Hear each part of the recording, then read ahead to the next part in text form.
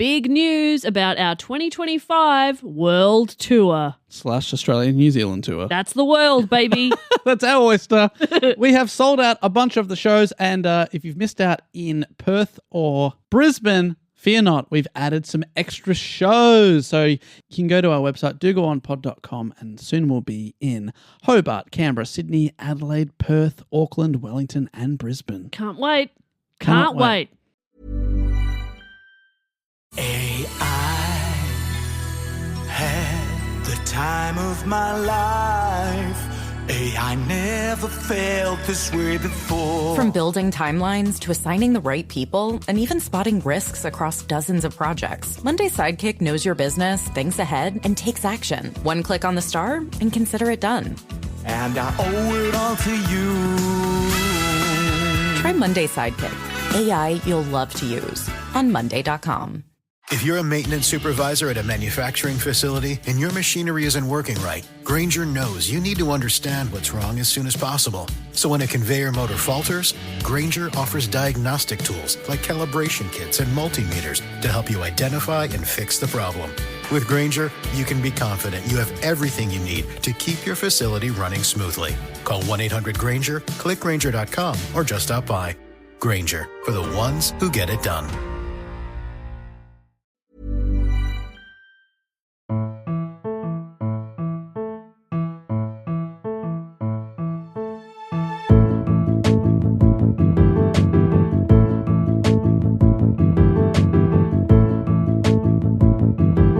Hello and welcome to another episode of Do Go On. My name is Dave Warnocky, and as always, I'm here with Matt Stewart and Jess Perkins. Hello! Hello, Dave. Good to be here again. Happy block. Happy Whoa! block. So, what was that? Matt, you've forgotten to put on your public-facing voice. Oh, yeah. All right, yeah. So, hey, how's it going? How's it going? G'day. No. Well, we've been doing this 10 years. I think you could just slip into it now. I mean, hello. There it is. There it is. Hello. And Jess, you did start by sounding like a bit of a bird. Thank you. I am the bird of the podcast. Hello. Hello. Great to have you here for what is a momentous occasion as we race towards the most popular topic of the year. We are at number 7 in the Blocktober countdown. My favourite. Every year. Lucky 7. You're like Lucky 7. For every single year, we do a massive poll. Matt puts out thousands of people vote for a short list of 200 most popular topics, and then do you want to know down to how many voted for this? Yeah. Yes. 27.11%. So more than 1 out of 100%. So that's more than 1 in 4 people who voted. That's incredible. Wanted to hear this topic. Wow. And just so the maths makes sense, you can pick more than one topic. Yes. I should say. Yes, that's right. So there were, I think, a couple of hundred or something. There was quite a few options. Less than last year, due to feedback. They're like, I'm overwhelmed.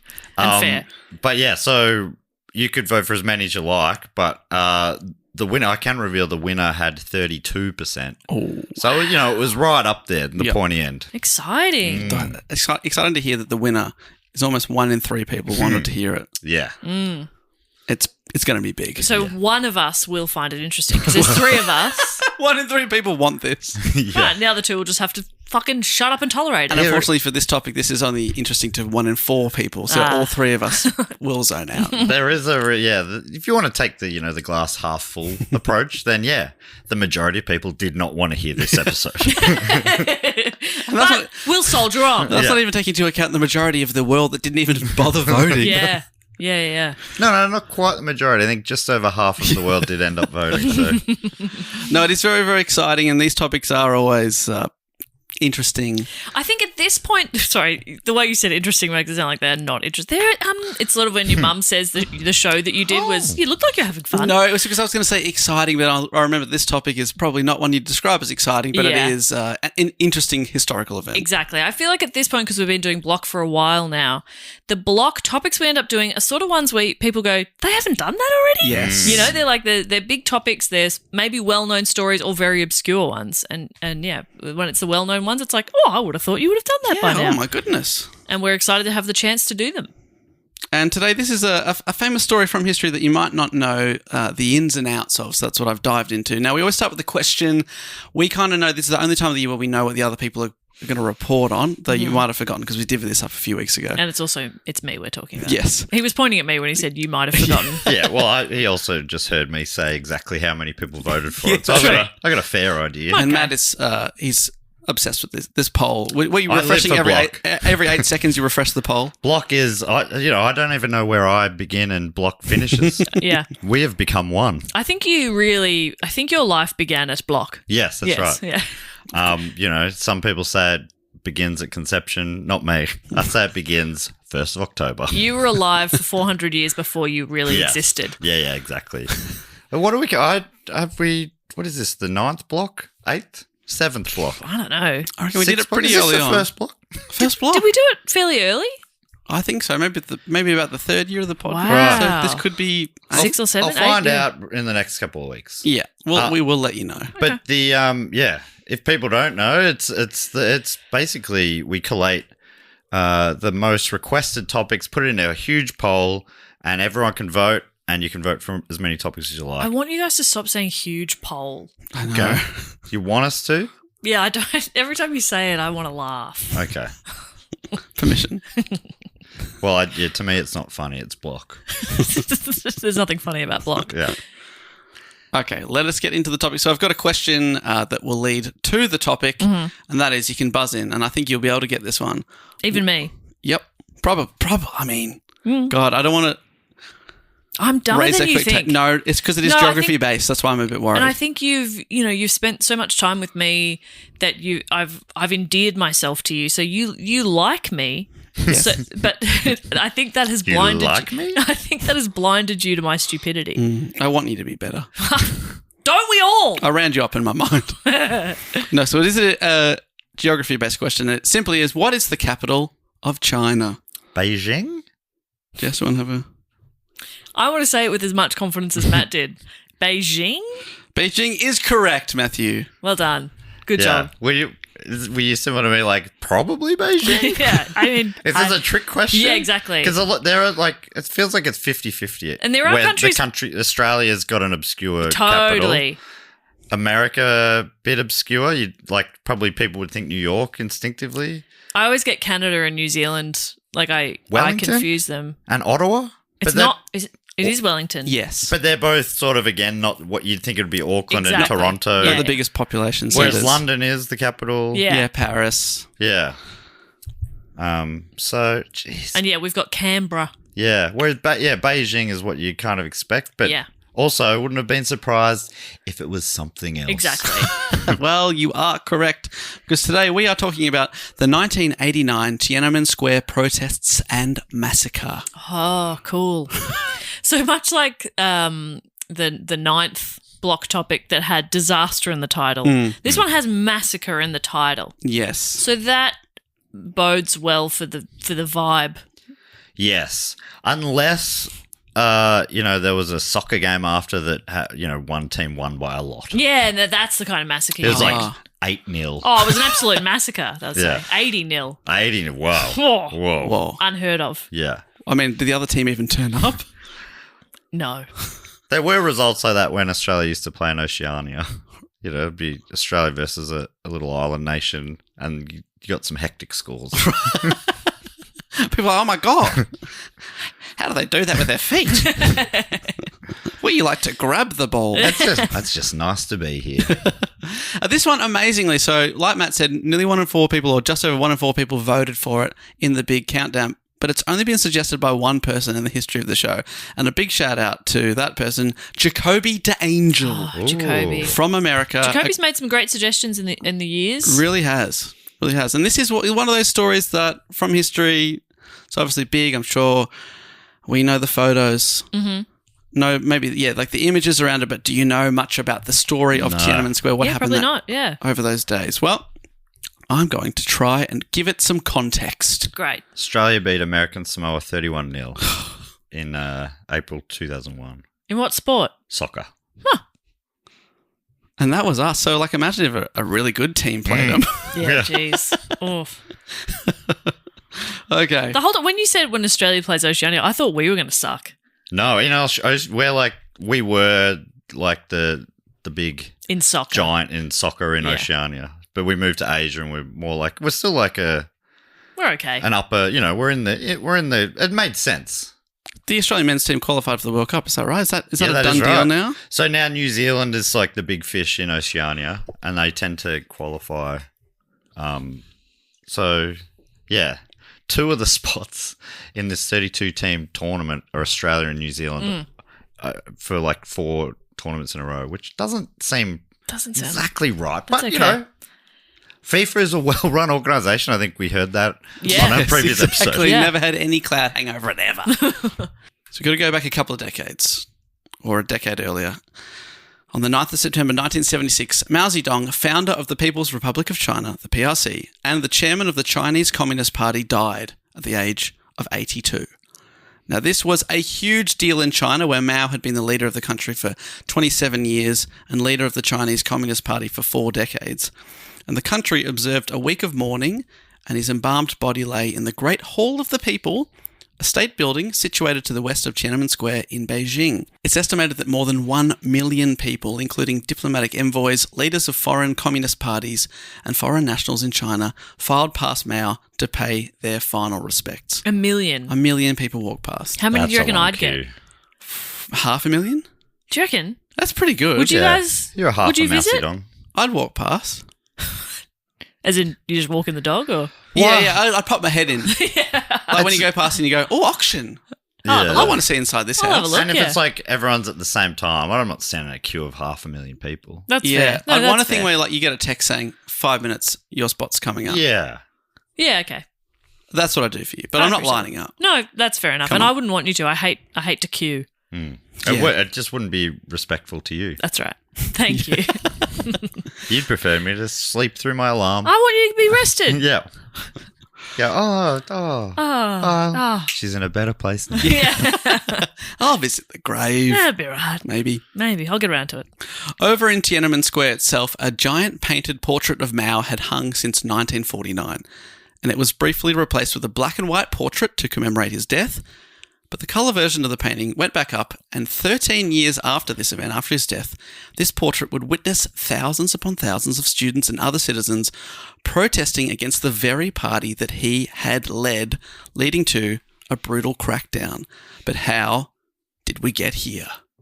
Wow. Flashback. Yeah, flashback. I flashed back, Then you Flash flash forward. forward. Now you're going back. flashing back again. That was awesome. Thank you so much. Now, as you can imagine, upon the death of someone who had led the country for decades and who had famously purged many of his opponents during that time, there was a bit of a power vacuum and a lot of political manoeuvring after the death of Mao. People wanted to get in there, be in charge. Then, Can we just, I know this is not really the point of things, but we need to address that Mao Zedong is a funny name. Thank you for saying it. Because I think the first time you mentioned his name on this podcast was in an early episode. Yeah. And it just made me laugh. Yeah. We had a really good time with I don't it. think I'd heard his name before, at least not, or maybe I'd only ever seen it written down. Yeah. Or you heard Mao. You'd hear him as Mao. Yeah, Chairman Mao. But Mao Zedong Yeah. is funny. You know what? If It's I like a dull-pubed cock, I'm definitely... right? It's a mousy brown. Is that what you're picturing? And a dong as well, to me, is, it's quite a chop. You know what I mean? It's a solid piece of work. There goes the visa to China. Well, I mean, I'm saying it, and I'm also like, redact what you need to for visa purposes. What I was about to say was, when I hear the name Mao Zedong, I kind of think of you now, Matt. But Yes, after what you just said, that feels weird and perverted. When I think of Mao Zedong, I think of my friend Matt.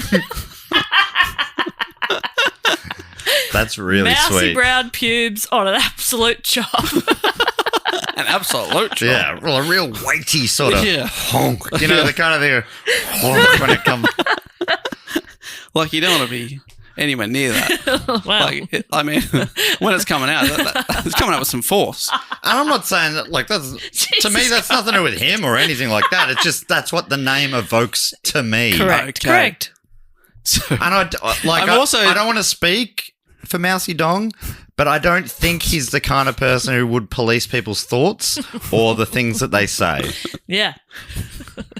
So, in his honor, I think he would actually really enjoy, this sort of free speaking Yeah. that I'm doing now. I did also want to flag that I'm like Red flag. not getting that.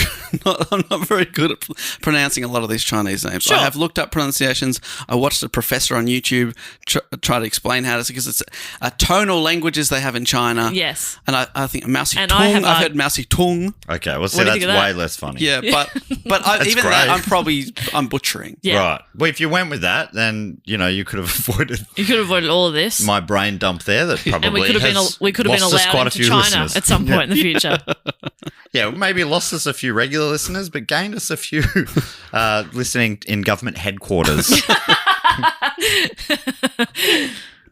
So, Mao, let's just call him Mao. Okay. Mao. That's Chairman probably Mao. best. But you know what I'm picturing now, though. Yeah, I know what you're picturing. Yeah. Foom. Yes, that's the sound.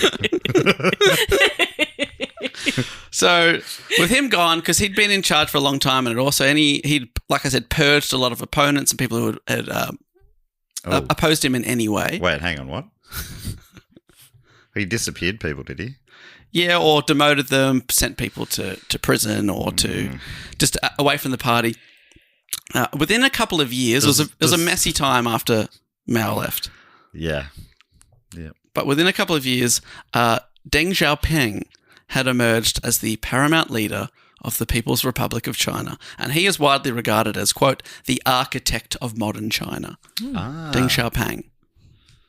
I think I'm saying that right. Yeah, right.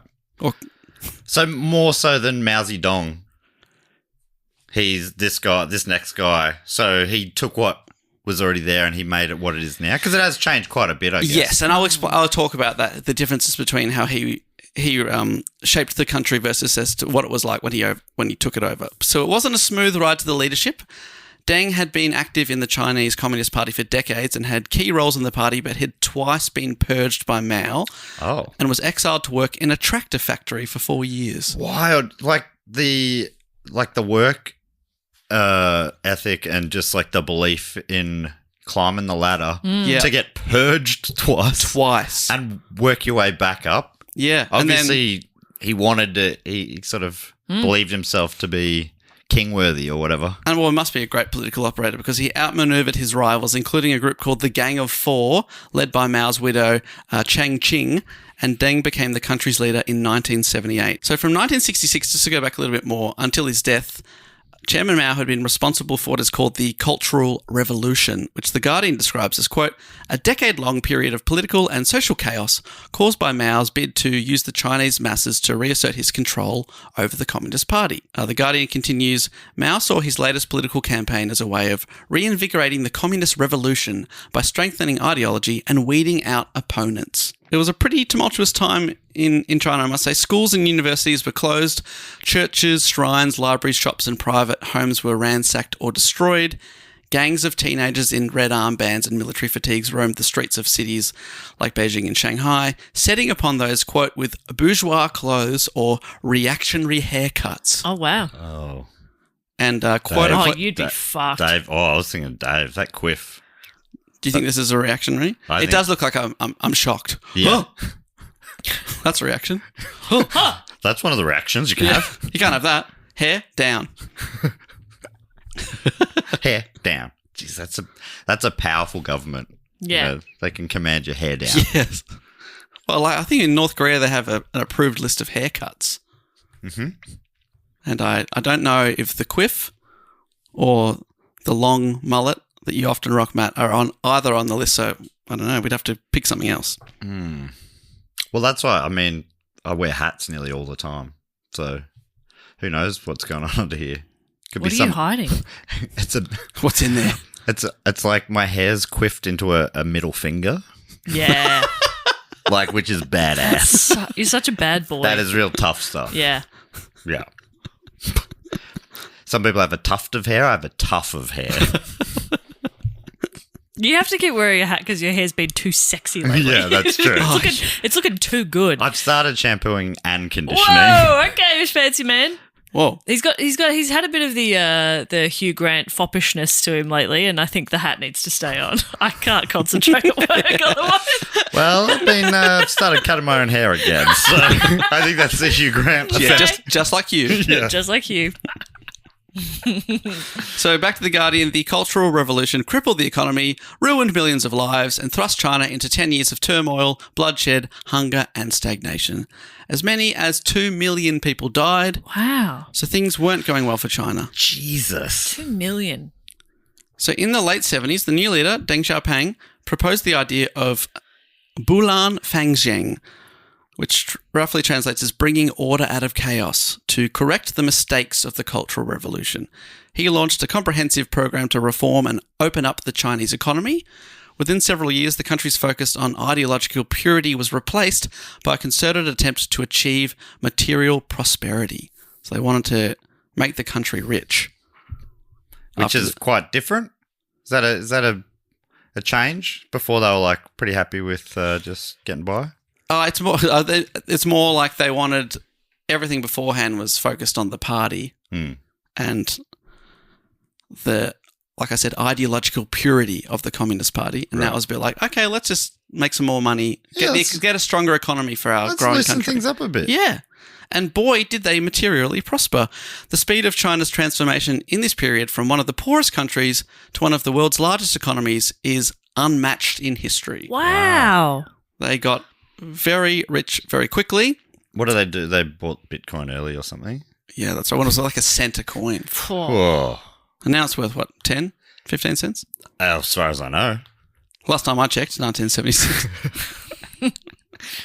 Deng's reforms aimed to decrease the state's role in the economy, and China's peasant farmers were given individual control over and responsibility for their production and profits, a policy that resulted in greatly increased agricultural production. It was deemed socialism with Chinese characteristics and a socialist market economy. So China also opened up to foreign investment, and Deng strengthened China's trade and cultural ties with the West, which beforehand was very much off the cards. Right. The Chinese government gradually dismantled the many distinctly Maoist policies associated with the Cultural Revolution and rehabilitated and welcomed back to society the millions of people who had been targeted during its decade of turmoil. Wow. And it's quite interesting because they reversed a lot of Mao's policies, but he's still revered in the country. So he's still a legend of the Communist Party that he's very much took to power, but they also took a big step back from a lot of his own policies. Yeah, interesting. They're really separating the man from the policies. Yes. So he still has that cult of personality. Like I said, that portrait in Tiananmen Square still hangs there. He's become like the mascot, sort of like the Kentucky Fried Chicken guy. Yes. It's like they sort of sidelined him a bit, but they love using his Love them. his They're head. like, well, not so sure about his views, but God, he looks good in a suit. A great image. Yeah. Yeah. So whilst the economy greatly improved overall and the reforms were generally well received by the public, concerns did grow over corruption and nepotism on the part of elite members of the party. In a market with chronic shortages, because it's opening up so quickly, it's hard to keep up with everything, price fluctuation allowed people with powerful connections to buy goods at low prices and then sell them at market prices. And then these people got really rich really quickly. For the common good? No, for their own good. Oh. Okay. That sort of seems against the spirit of things, but... There's something we're missing because we're not economists or something, but yeah. That's true. Dong would be rolling over in his grave right now. Would he? What would that sound like? Funk. Every time. It's just like... Funk. Funk.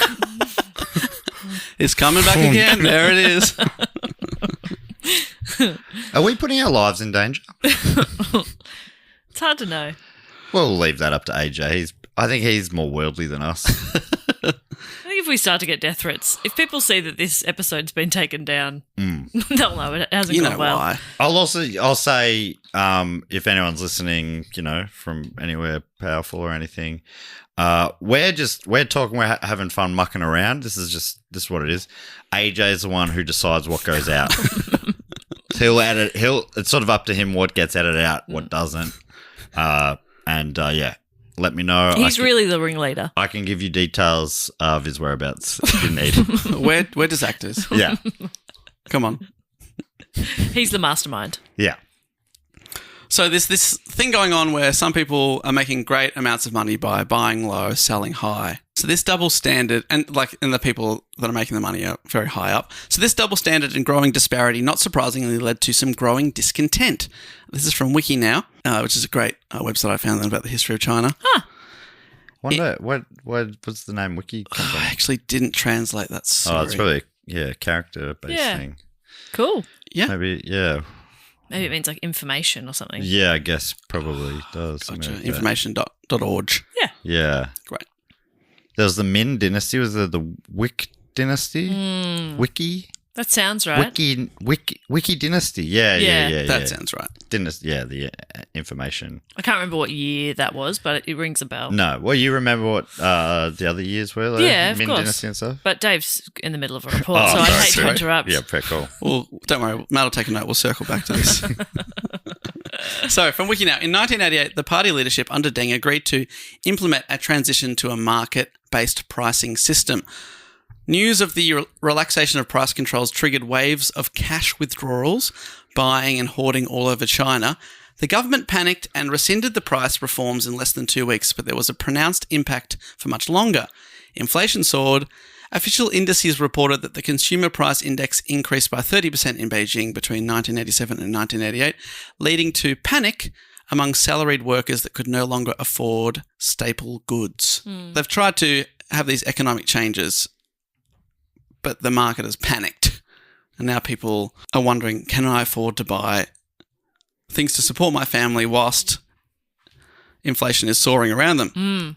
So discontent was sowed particularly amongst students who faced an especially limited job market, and many could not find work, particularly, this will upset you, in social sciences and the humanities. Come on.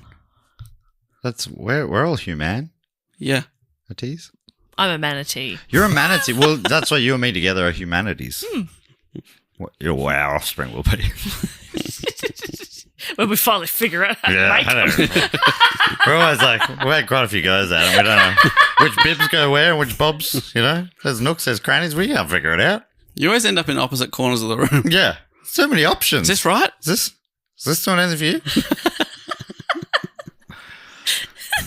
Oh, no. I'm not sure. I'm not sure. I don't know. I could never. How would I know? Is this anything? Is that anything? Is humanity something as well, maybe? Humanititties. That's actually. Can we have a pause in the? I think. Let's have one more go now. And Dave, can we pause this for a second? Humanititties has awakened something in me.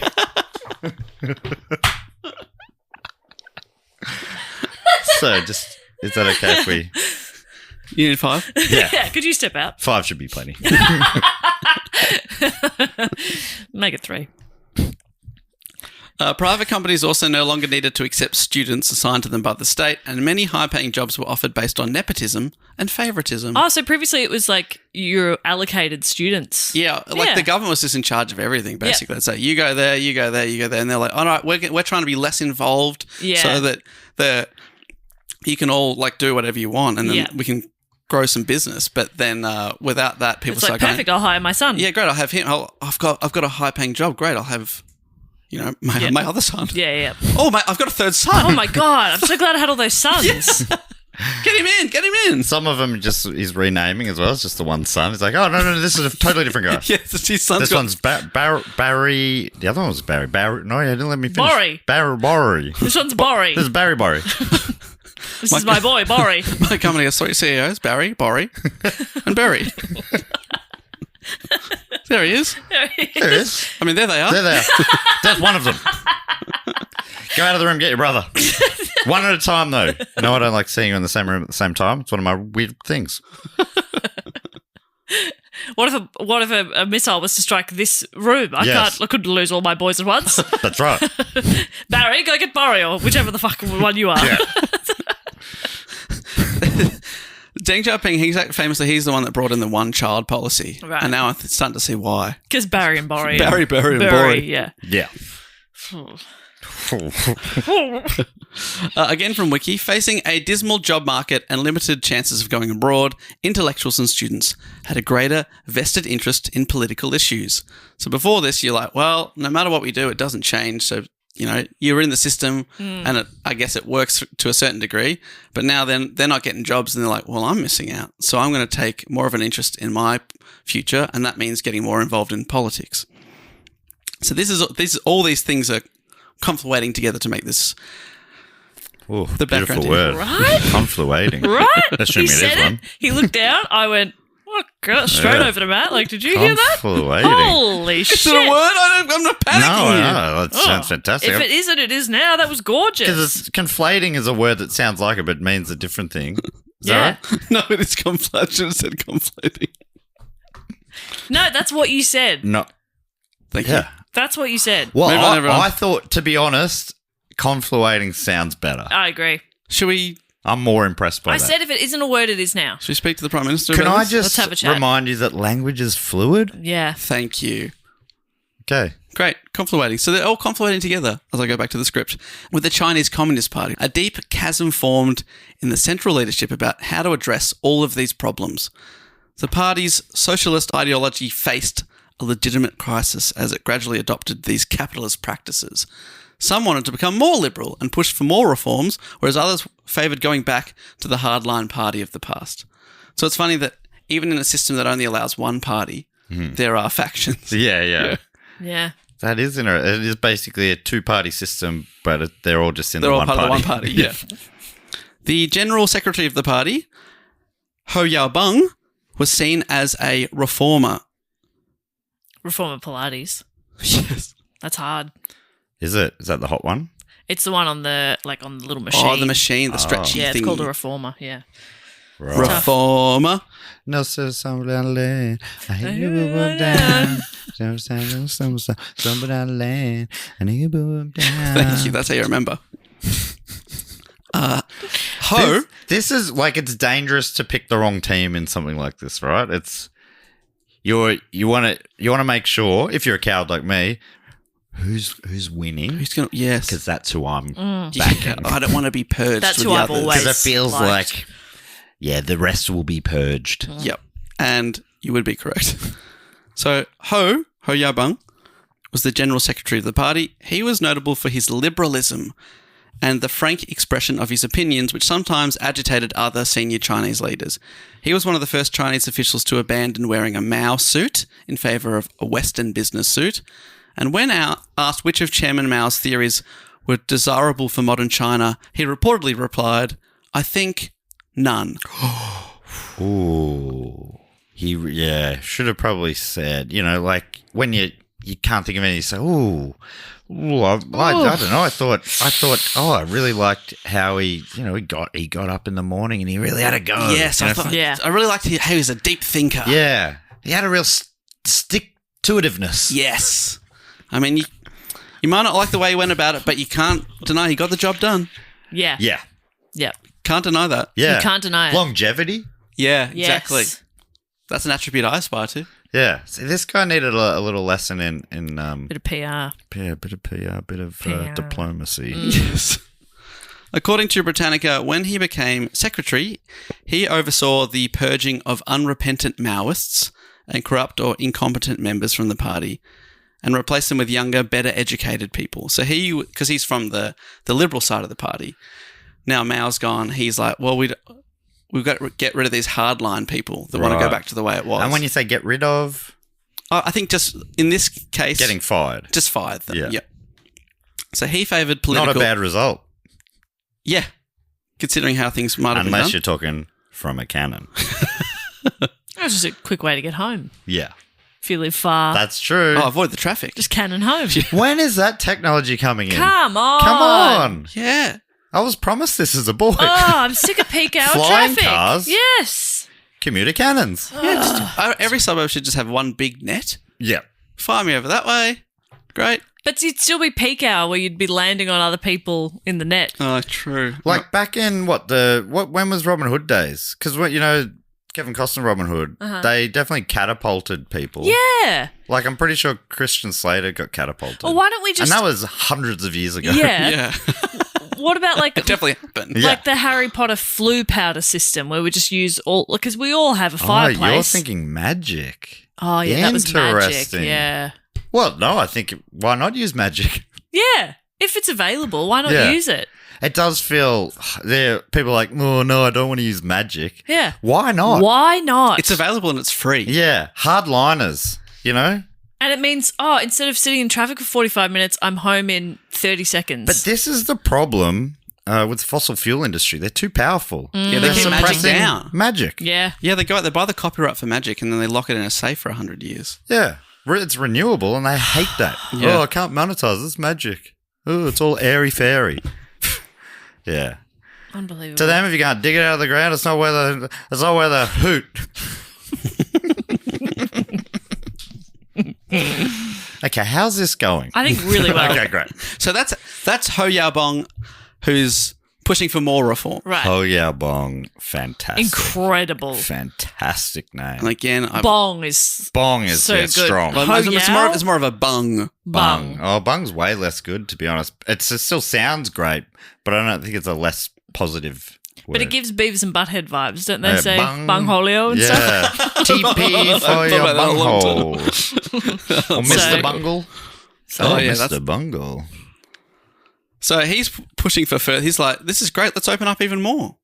Let's get a bit more capitalism going through here. The Conservatives, which are actually confusingly in this system the left, but we don't have to worry about that, led by Chen Yun, said that the reforms had gone too far and advocated a return to greater state control to ensure social stability and to better align with the party's socialist ideology. So there's a growing rift in the party and each side needed the approval of the paramount leader, Deng Xiaoping. Also, as citizens were now exposed to other countries, including the West, some people were like, well, I want more of that. Right. Again from Wiki, in mid-1986, astrophysics professor Fang Liji returned from a position at Princeton University, obviously in America, and began a personal tour of universities in China, speaking about liberty, human rights, and the separation of powers. Fang was part of a wide undercurrent within the elite intellectual community and thought China's poverty and underdevelopment and the disaster of the Cultural Revolution, the thing I talked about before that Mao put in, were a direct result of China's authoritarian political system and rigid command economy. So he's coming out being like, I've just come back, I've seen another way to do it. Yeah, which is interesting because I think they're going the other way now. Ooh. Anyway. And a big part of that is because of today's story. Right. Yeah, it's all still very relevant. So in December 1986... I'm in America. Oh, so, yeah, actually, you're so right. And also, possibly from today's story. So in December 1986, inspired by Fang and other people power movements worldwide, student demonstrators staged protests against the slow pace of reform and demanded, amongst other things, economic liberalisation, democracy, manifest, and changes to the rule of law. Protests spread to Beijing and Shanghai, where thousands gathered, and the protest leaders were seen as Fang himself, that professor I spoke about, as well as Wang Ruwang and Liu Binyan, General Secretary of the party, Ho Yaobong, whose name you love, Yeah. he's the liberal guy, were seen as sympathetic to the protesters, asking for more Western-style freedoms, and after their protest lasted weeks, senior military officials and Deng Xiaoping, who's the man in charge, forced Ho to resign on the grounds that he had been too lenient with student protesters and for moving too quickly towards free market-style economy reforms. According to Radio Free Asia, when Ho, quote-unquote, resigned, the party forced him to issue a humiliating self-criticism of his mistakes on major issues of political principles in violation of the party's principle of collective leadership. Like gun in the back sort of stuff? Yeah, I think it's like a forced statement type thing. During the event, all of his allies abandoned him with the exception of his close friend, Xi Zhongshun, who stood up and defended him and lashed out at everybody for Ho's treatment. Interesting to note that Xi Zhongshun is the father of Xi Jinping, the current leader of China. Ah, and that's coincidence. That's not like a nepotism thing. Pure coincidence. Wow. But his dad's the only one that stood up and said, no, this guy's done a lot of great for our country, and Right. now you've all turned your back on him. I just thought that was interesting. Yeah, that is interesting. Anyway, Ho Ya Bong is very important to the story. A lot of the reason he was fired was people who were against him, pushing for further reform in the party, were just jumping on a reason to get rid of him because he's the liberal reformist, and people were like, we got to get rid of this guy. So any sort of slip up with like those protests going on, they very much were happy to get rid of him. Right. But on the other side of the spectrum, he was seen as a hero to the protesters and students and intellectuals pushing for reform. And when Ho Ya Bong died suddenly of a heart attack on April 15, 1989, not long after he was purged from the party, students reacted strongly, many believing his death was related to his forced resignation and the way he was treated, like having to come out and say, I'm sorry, I've done the wrong thing, I've let down the party, I've let down the country. And they're like, the stress he's under, that's what caused him to have a heart attack and die early. So on the 15th of April, mourners began to gather in Tiananmen Square in Beijing. Now, what is Tiananmen Square, I hear you ask? Yeah. Because, I mean, it is synonymous with this awful event. What is it? What is it outside of that? Yes, what was it before that? In Western culture, that's definitely what we associate it with. Right. But it's got a long history. Found in the center of Beijing, it's one of the largest squares in the world, and it has, I've written here, a long history. Oh, my God. It was originally designed and built in 1651 and has been enlarged to 4 times its original size. It now covers an area of 100 acres. Wow. Or 40 hectares. It measures 880 by 500 metres, or nearly 3,000 feet by 1,600 feet. Wow. Mao wanted the square to be able to hold over 500,000 people. Shit. That's a big venue. Sort of like it sounds half as funeral procession. Yeah. I just want to double check as well because just with some of those dimensions, it sounds more like a rectangle. Oh my God, you're so right. Yeah. And like, I'm never right about these things. It's a rectangle. Wow. Okay. Is a rectangle a kind of square, or is a square a kind of rectangle? Is either of those things true? Is it like a turtle tortoise thing? Well, I think they're just different shapes. Okay. But they're like cousins, maybe. Yeah. Right. If that's what you're asking. I think so. Maybe they're both oblongs? Are they both parallelograms? There's a geometrist somewhere screaming. Going, how dare you! And we say, how dare you be a geometrist? Get a life. Geometrist.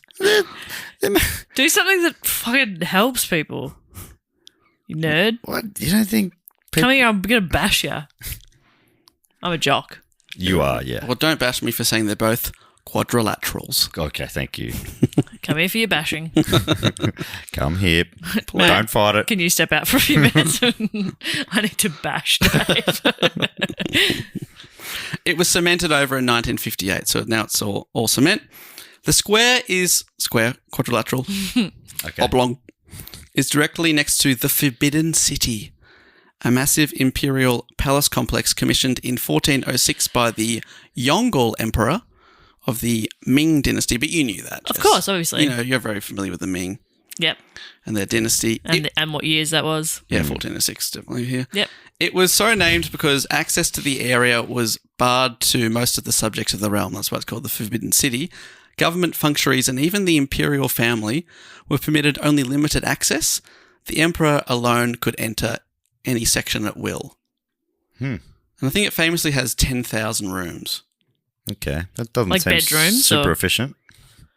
I mean, I guess you could turn most of them into bedrooms, but just like individual rooms. Yeah, because I suppose like the bathroom, Yeah, that's one. and if you've got a separate toilet, That's 2.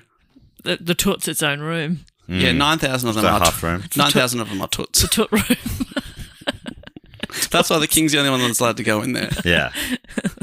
He's always Then leaving who's rooms cleaning going, the do toots?" not go in there. And people extrapolated to it's forbidden. Oh, okay. But he was really just being polite. Yeah, he's like, that reeks. Yeah. You don't want to go in there. I don't know what I ate, but it was not right. And the name Tiananmen comes from the massive stone, Tiananmen, which means Gate of Heavenly Peace, first constructed in 1417, once the main gate to the Forbidden City. Situated at its northern end, Chairman Mao's portrait hangs over the Gate of Heavenly Peace. And it's still Right. there to this day. So Gotcha. Chairman Mao is still he's still a pretty big deal over there. Yes, revered. It's because it's a wild country with like history going back, years. So far back. Invented all sorts of wild things, gunpowder and paper and all these sorts of things. Yep. But he's the one still. Did he invent anything cool or? Well, he took the Communist Party to the I guess forefront. That's pretty big. Kicked out their enemies. Yeah, right. Yeah. It's a fascinating country. Oh man, the history of China, it's possibly the most interesting country in terms of history. It'd have to be. It's like, well, I mean, how do you compare? Australia's got the longest continuing civilization in the world. True. What do you reckon? We go head to head? We do like a mano a mano. Like one of those sort of 32 team tournament knockout things. Yeah. Countries' histories versus each other. Who's comes got out the on best top. history? Yeah, and then Greece are like, hello. Yeah. And we're like, fuck. And of course, like countries are like, kind of a made up thing anyway. Yeah. Yeah, true. Everything's made up. Yeah. Don't start that. I really spiral when you start to think like we just made everything up. Yeah. Everything's made up. Everything's made up. Oh, no. I know. It I'm really, spiraling. Stop. I know. Stop. It really breaks my brain. Yep. But no, let's get back to work. The thing we made up. So we can make some money. The thing we made up. Go live in our houses instead of fucking caves. Caves are perfectly good. Yeah, and they were made up. Whoa. Yeah. No, caves are naturally occurring. Oh. Okay. So they were made up by the water Whoa. Yeah. and the wind. Shit. Yeah, okay. Nah, we've gone too far now. I need a break. What, a mental break? Yeah. Yeah. But then, like, you blow money and go, who made up the water? Sorry. Shouldn't have asked. That's a good question. Stop. Do we know the No, answer? stop. Jess, I've got a book I want you to read. No. It has a few answers. No spoilers. Not about how the water was made, but maybe how it was made into wine. You're talking about Bill Bryson's book again? Yeah. He's touring Australia. Sure. I got Oh an my ad that God. popped up. I nearly screenshot and said, are we going? The Steelyard Missile Man sent me a DM saying, All right. I'm sure 1 million people have sent you this. I said, no one sent me this. I'm busy. Fantastic news.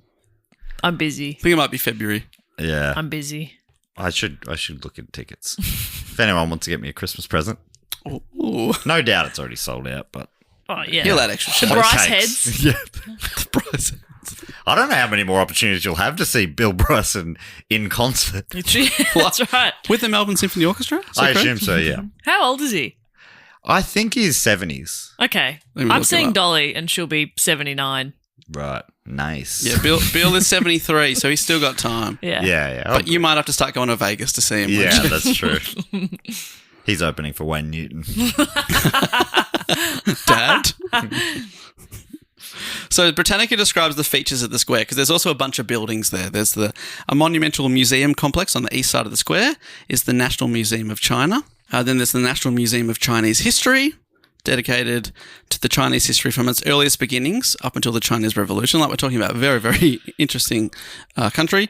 To the south, the monument to the people's hero is the Mao Zedong Memorial Hall, which is where the body of Mao lies in state.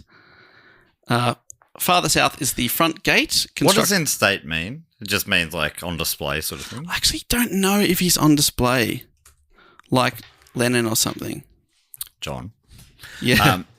No, that is, yeah. But it's, so he's basically... you can't know his embalmed body is publicly displayed inside. Oh, like his tomb or his Body. body? No, his body. Sort of like what they did to Farlap. Yeah. That's crazy to do to a human, but... Yeah. I just want to be clear. Do not do that to me. Okay. Don't want to be stuffed? Yeah, like... Like Homer Simpson wants to be stuffed and put on the couch as a constant memory? Yeah, like Vladimir Lenin from the Soviets, who Mao took a lot of inspiration from. He is lying in state and you can go walk past a glass box of his body just lying there. That's interesting. Yeah. I think that's really interesting. Not what I'd do. No, personally, fire me out of a cannon.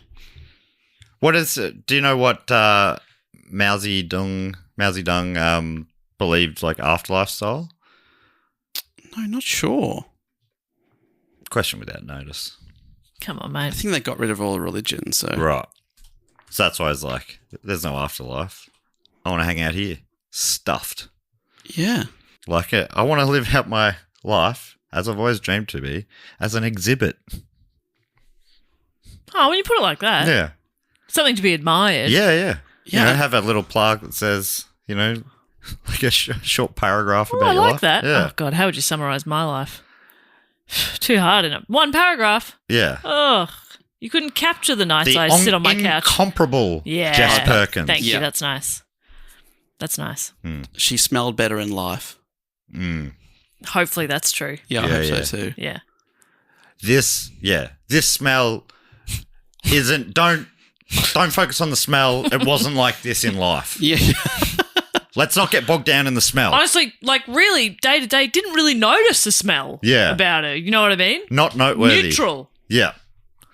Yeah, this now is different. That's more of the things that are, you know, eating at her body now. Yeah. And all the chemicals we had to use. Yeah. You know, we packed her ass, obviously. Obviously. Obviously. What do we pack her ass with, Dave? Cotton. Cotton. And old newspapers. Yes. We had to do something with them. Can you Yeah. use the clippings of newspaper articles I've written? Yes. I do have them somewhere in a... Ones you've written, ones written about you. Yep. Yes, They perfect. will be That'd be in nice. your ass. Thank you. And there'll That's be, quite nice. I imagine hundreds of them. Tens. Tens. Oh, that's good. Tens. Yeah, yeah. That's pretty good. That'll pack an ass. My tiny little ass. Exactly. Yeah. We're gonna get half a headline in there. Done. I don't like where this has ended up. Okay, sorry. Let's We'll get move back away. to the... Move away. So I've been to China in 2011, and we went to Tiananmen Square. I didn't see Mao's body. Didn't go in there, but it's a pretty surreal place to stand because you do see the portrait of Mao, which still hangs there. And it's massive. You see it from everywhere. Yeah. And then we went into the Forbidden City, and that is absolutely beautiful. So you're allowed in now? Yeah, you can go in now, yeah, with a guided tour.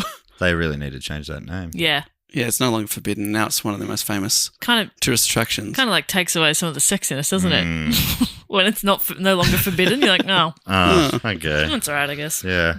It is also a place where I've never seen more cameras in my entire life. Okay. Like every square inch of Tiananmen Square, I remember it. And this you is worked this in is, TV. And this exactly. And this is 15 years ago, so I think there's even more now. But yeah, there's like Everyone's these got a bloody camera in their pocket Oh, these here we go days. now. Oh, we're all bloody broadcasters, aren't we? Anyone can do a podcast. No, you can't. It actually takes quite a lot of skill and nuance. Back away. Back Everyone off. can, but should everyone? Yeah, should everyone? Leave it to us. Oh. I thought we were also talking ourselves down. I know, but I have no other skills Okay. now, so I can't start again, you Yeah. know? Yeah. But if you're young, just go do something else. Oh, Jess, I got a good joke for you.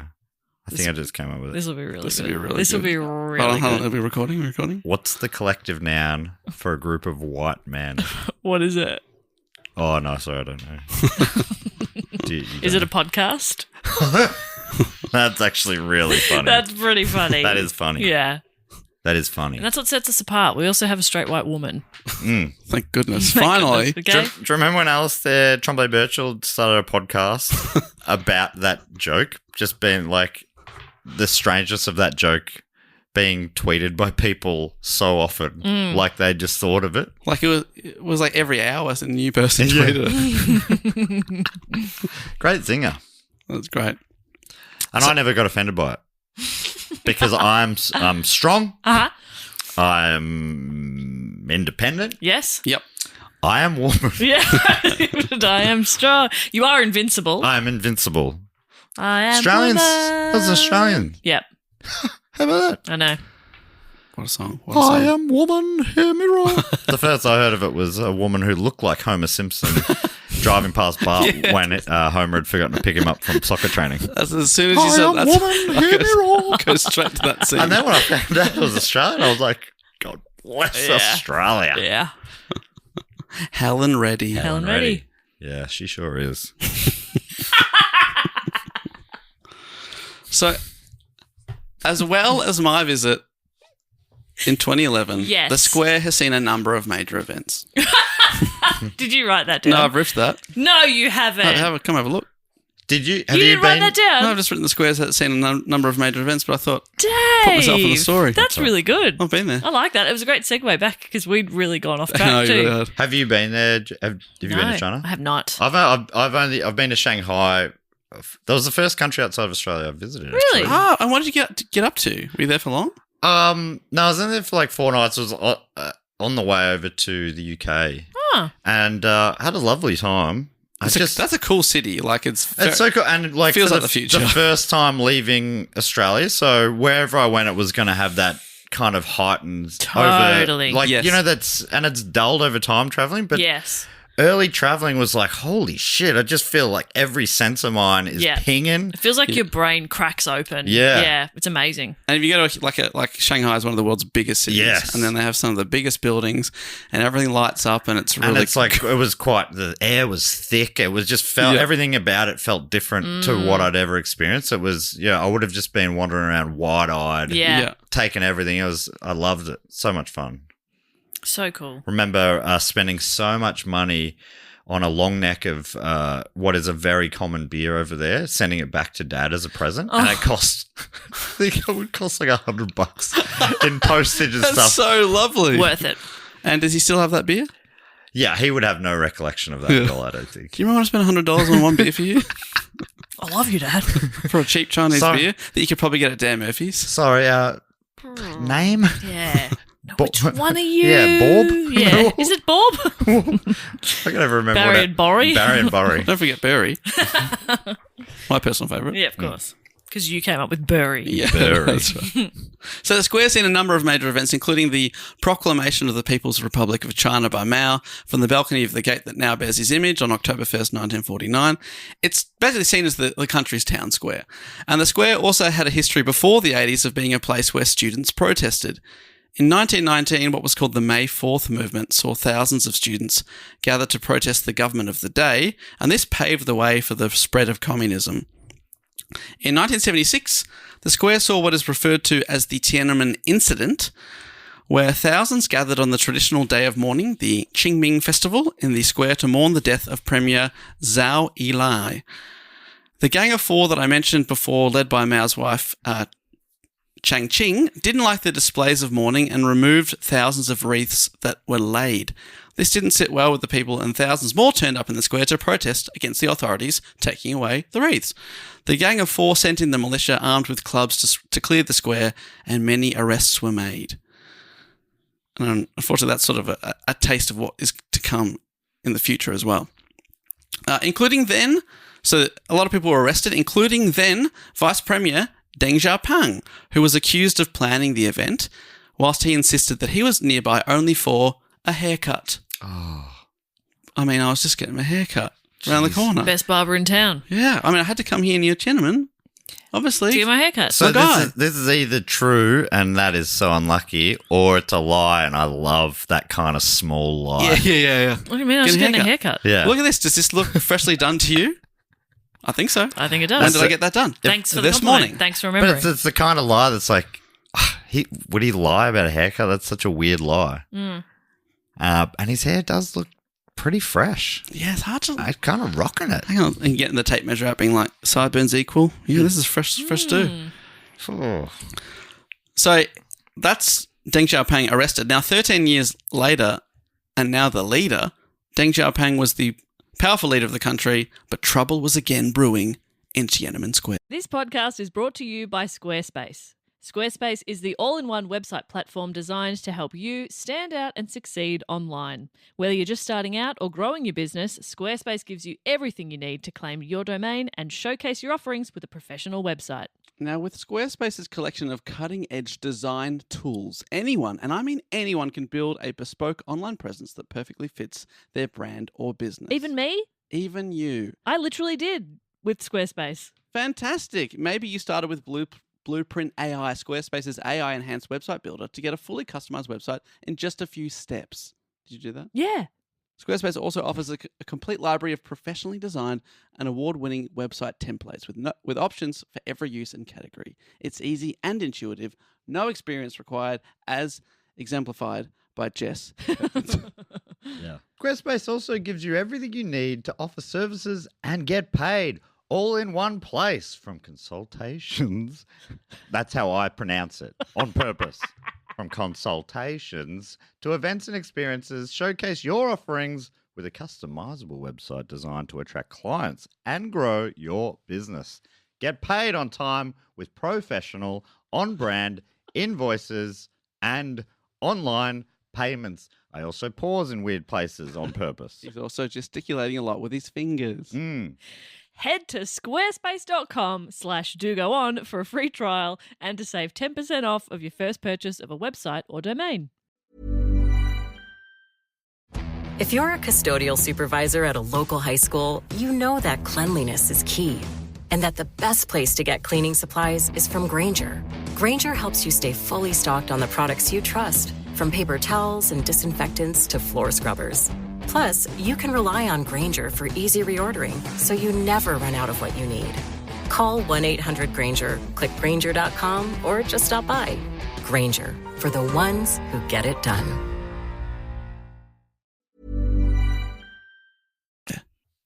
Now, the next part of the actual events of the protest come from PBS and BBC, who both have great timelines of what happened at Tiananmen that I will link to in the show notes. But if you want to read more and go through in detail the timeline.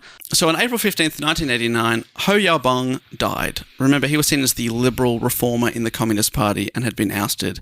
And the students and intellectuals wanted even more reform, were upset about his death, but also with the pace of reform in China. So he's kind of the fuse that lit the whole thing, him passing on.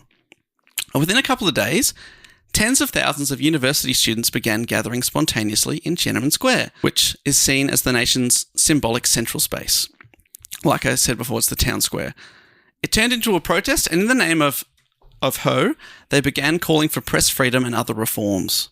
Over time, their 7 demands were: affirm Ho Yaobang's views on democracy and freedom as correct, because remember, he had to come out and apologise and say, I've let the country down, let my party down. They wanted to 2, admit that the campaigns against spiritual pollution and bourgeois liberalisation had been wrong.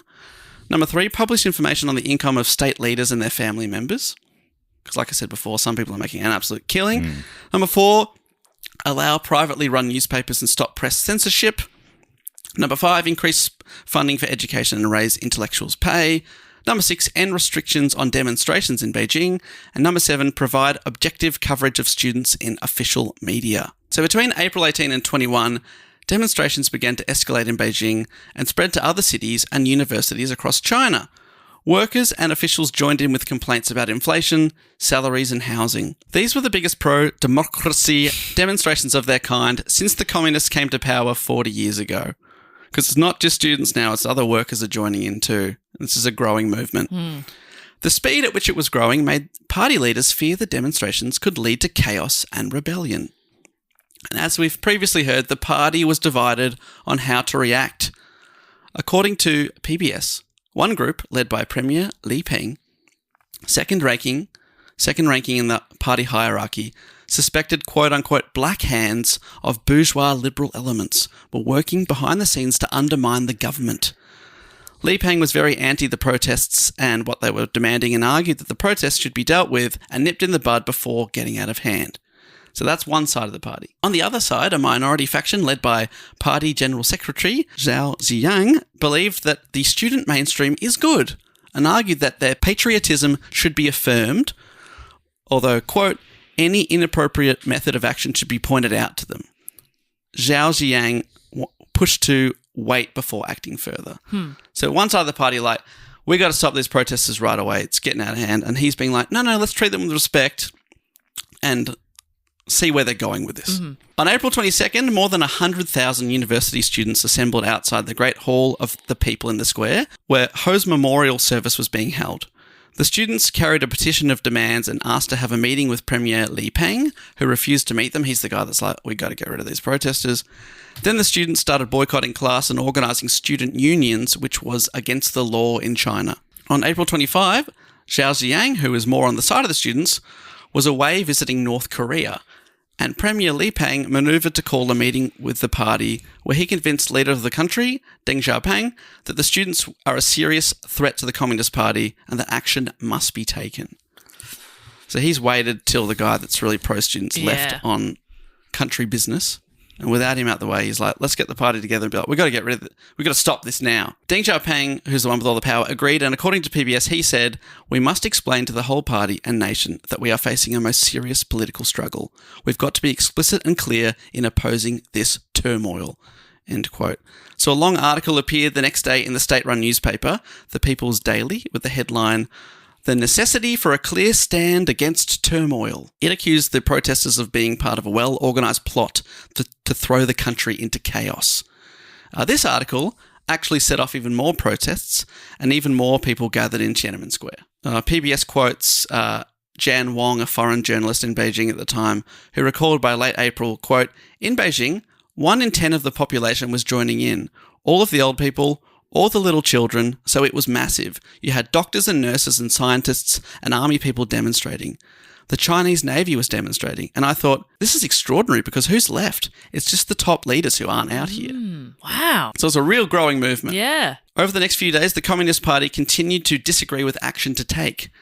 Xiao Ziyang's camp advocated negotiation and stressed the government should address legitimate complaints such as the need for political reform. On the other side of things, Li Peng and his allies argued that social stability had to be restored before any reforms could be considered. On May 4th, tens of thousands of students marched into Tiananmen Square to commemorate the 70th anniversary of the 1919 May 4th movement that I mentioned earlier, which was an incredibly successful protest started by students. Between May 5 and 12, some students returned to class, and PBS writes, the movement was in flux and lacked clear leadership. Because it is genuinely so natural, it's just getting bigger and bigger and bigger, that it's difficult to say who's in charge of the protests. Yeah. It's actually... Who's sending around the emails? Yeah, exactly. It's a very organic movement. We need some Virgos at the helm. Make it a spreadsheet. Oh, is that a Virgo trait? Yeah, we love to plan. Right. We love to organise. That's virgins, right? Yeah, because we're not doing anything else. Right. We need to do something with our hands. Exactly. Oh, you're both virgins. You got like this pent-up sort of energy. That's right, that we put into planning and organising and alphabetising. Whereas us Librans, we're just in balance, as far as I understand. Yeah. You tell me the depth of what I know about Librans is the logo being scales. Yeah. So it's all about keeping things balanced. That's right. I guess. Yeah. It's about weighing things. Yeah. In a way. Yep. In balance. In balance, keeping things in scale. Yeah. It's about, Scaling up, scaling down. Oh, yeah. You got to scale up, scale down. controlling flow. Yes. Libraflow. It's a tampon brand. Do you know that? I did, yes. Okay. News to me. So some of the people are sort of losing a bit of momentum. They're going back to class. But others took things up a notch when on May 13, hundreds of students began an indefinite hunger strike in Tiananmen Square, pressing for political reforms and blaming their extreme action on the government's failure to respond to their requests for dialogue. Man, I'm so stupid because I'm just like, I hope this all comes to a positive. I know where it's going and I keep getting hopeful and anyway. Yeah. Yeah, sorry. Well, I don't. Sorry, I can't change history. I don't fully blame you, but I think you should be held accountable. This would be a very different podcast if we could change history. Yeah. Oh my God, whatever we report happened. Yeah, imagine that. Magic podcast. Oh my God, and every story finishes with me getting an ice cream. That's a movie. That's a movie. Yeah. Where somebody's doing a podcast and they forget how And they're something winging ends, it. so they kind of make it up, and then that happens. Yeah, and they they're leave the studio and go, hang on a second, flying cars. Yeah. Yes. That's good. Copyright that. Okay. Copyright. Yeah, that's Copyright. good. Yeah, we thought of that. That's My God, should we go to Hollywood? Yeah, I think we should. Hollywood. Hollywood, you there? You listening? Hello? Hello. Sorry, hello. Hello, Hollywood. Hello, Hollywood. That's how it works. Mr. Spielberg? And in the end, we learn a valuable lesson. Yes. And I get the guy. Yeah, and somehow everything goes back to how it was. Yeah. And then something funny happens after the credits. Yes. Yeah, bloopers. Bloopers! Oh, I saw Freakier Friday. Bloopers in the credits. Get out. Yeah. That's great. Finally, the return to bloopers. Bring them back. No matter how serious the movie. They're delightful. If you're left with your heart in your hand, you're crying your eyes out, nothing's going to make you feel a little bit better than Yes. a couple of bloopers. But, Seeing the actors having fun. Yeah, they all know each other. No, you know that person that sort of got killed by a car? They're alive. They're fine. They're fine. Jess, I got to point you towards my podcast, Who Knew with Matt Stewart. We have bloopers post-credits. You should listen. Really? Oh, I tend to avoid anything you're on. I know. But you got bloopers on Bloopers that. in the end. That is my favourite That part. will get you over That the is line. my favourite part. I love bloopers. Just skip to the end. I do listen to your podcast. and I do listen to the bloopers because it is fun. Do you include a time code for bloopers so people can just skip ahead? I should do that. I really thought I was setting up just for a good riff of, it's not worth that price to pay, but no, it just went. She loves bloopers that much. She I love loves bloopers that much. I She listen couldn't to even riff dog against shit them. podcasts like Who Knew It with Matt Stewart. I'll sit through that absolute fucking trash. 30 seconds tedium ahead. 30 seconds ahead. Yeah. 30 seconds ahead. Any second just now, to getting get to some them bloopers. bloopers. Because there are sometimes like 20 minutes of bloopers. can never Ooh, have love enough. those big bloops. Big juicy bloops. Most of my YouTube history is bloopers. Yeah. I love bloopers. Yeah. So fun. Yeah. We'll be including some bloopers at the end of this, I'm sure. Surely. Oh, you've done a few. I think it's too late now to tell AJ. Here we go back. Oh, man. But they're not funny bloopers. It's just Dave mispronouncing something and trying that's again. right. Having another go at a name. Going, nah, that's not right. Oh, do you want to like fake Like a blooper fake a now? Yeah. blooper, yeah. But to say a name. I fell off my that's pretty chair. good. I fell off my chair. Oh, wow. That was funny. Say your line. You can't. I did a funny face. You did a funny face. Oh, why don't you like fumble on a word, but accidentally like say pain or something? Yeah. Or some sort of Say- What rude do I say? word. Like Tiananmen Square. Sorry. I meant No. Tiananmen Square. Yeah. Where is your mind? You're obviously thinking about writing implements, mate. Yeah, I got pen on the brain. Eh? You're an inky little boy, aren't you? Sorry, Lyle, just let me take that again. Roll up. Yep. Roll up. Okay, I think that'll work. We'll That's put that really in. good. AJ, put that in at the end. I Yeah, think yeah. people will love that. People love They that. will lap that up. Yeah. They'll love that. Leave it in here and put it at the end. Yeah, people want a second go at it. Ooh, or delete it from both. Whatever you think. Yeah, get rid of it entirely. Yeah. Yeah. Well, that's something like, a bug just flew into my eye. Oh. Better stop the podcast for a second here. Ha. Got a bug. Oh, Boom's in shot. Oh, got it. Is it like Monsters Inc. or something like that? They did fake bloopers like that. Yeah, and Bit of Toy fun. Story had Oh, bloopers Toy at the end. Stories, Yeah. maybe Monsters is it- Inc. had them as well. Oh, do they? Yeah. That's good. That's a good bit. Which is so funny because the animators worked much harder to Yes. make bloopers, and I love that. I think that's very Yeah, funny. and they would have all got paid well. I think so. the blooper department. Oh, yeah. All right. Do you want me to tell you how this ends? Yep. Yeah, even though you kind of know. So these people go on a hunger strike, and this move drew broad public support. Put the protest back on the map. Tensions within the government and the Communist Party grew as the country was about to welcome a visit from Soviet Party Secretary Mikhail Gorbachev. This was the first summit between China and the Soviet Union in 30 years, and with this historic visit, China wanted to look like they were very much in control. We're doing great over here. Exactly. Things are going great. Look, everyone's happy. Yeah. We're still number one. Deng Xiaoping still wanted to settle things peacefully, but insisted the students must be out of the square before Gorbachev arrived.